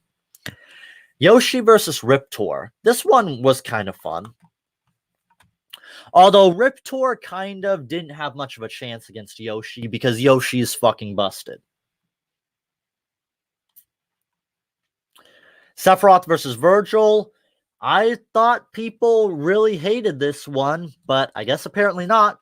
So I guess I was right that Sephiroth versus Virgil wasn't bad because it's really low on this list. Dante versus Bayonetta, another one a lot of people like to talk shit about, yet the results don't show it. Now, I know this list is in its infancy. The results may change drastically over time, but from what I'm seeing right now, again, if Dante versus Bayonetta is so bad, why the fuck is it so low? Although, don't get me wrong, Dante versus Bayonetta, it does have its problems, though.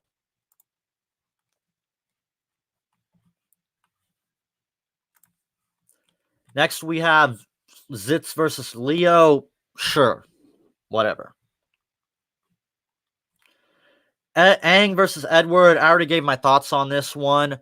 Okay fight, but the matchup was fucking god-awful. Like, it was terrible. Like, one thing that was funny was one of my all-time favorite YouTubers and my senpai, ER, he actually gave his thoughts on this death battle. And he said that the result, the segment where Wiz and Boomstick were giving their thoughts or where they were doing the analysis, it was so annoying that ER had to skip through their video. Like, if ER can tolerate the Death Note live action on Netflix and can tolerate Korra, but can't tolerate you, you know you're in deep shit when even ER says that Wiz and Boomstick need to shut the fuck up because they're annoying. That was funny to me. Like, even ER tore Death Battle a new asshole. That was fucking hilarious. He-Man versus Lionel. Meh. Whatever, I guess. Mob versus Tatsumaki. Again, whatever. And then we have Nightwing versus Daredevil, which people haven't voted on yet. Which I know a lot of people think this is bad because of the results, but I'm sorry, guys. I'm going to have to vote against this. I actually think Nightwing versus Daredevil is not that bad. But yeah, that's that. So hopefully this list will blow up. I'm going to give it a couple weeks, and then I'll come back and we'll do another live stream, and we'll compare and contrast my list with your guys' list. So please share this around, and if you haven't voted, please vote, because I'm very interested in seeing what the community thinks is the worst death battles versus my thoughts. I think it'll be a fun thing to do.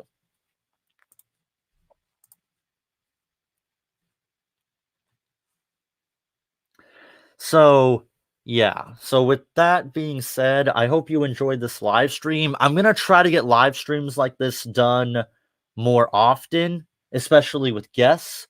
So I hope you guys enjoyed this, and I'll see you guys around next time. I'll probably put up a poll for the next video. I recently did another episode of Never Go Full Retard like you guys wanted, so please go check that out. And I'll probably have another poll for what I'll do next. It might be a power scale, but I'm not certain yet because I don't think I'm ready. But I'll figure that out. I'll probably just set up a poll or something. But I'll see you guys around next time.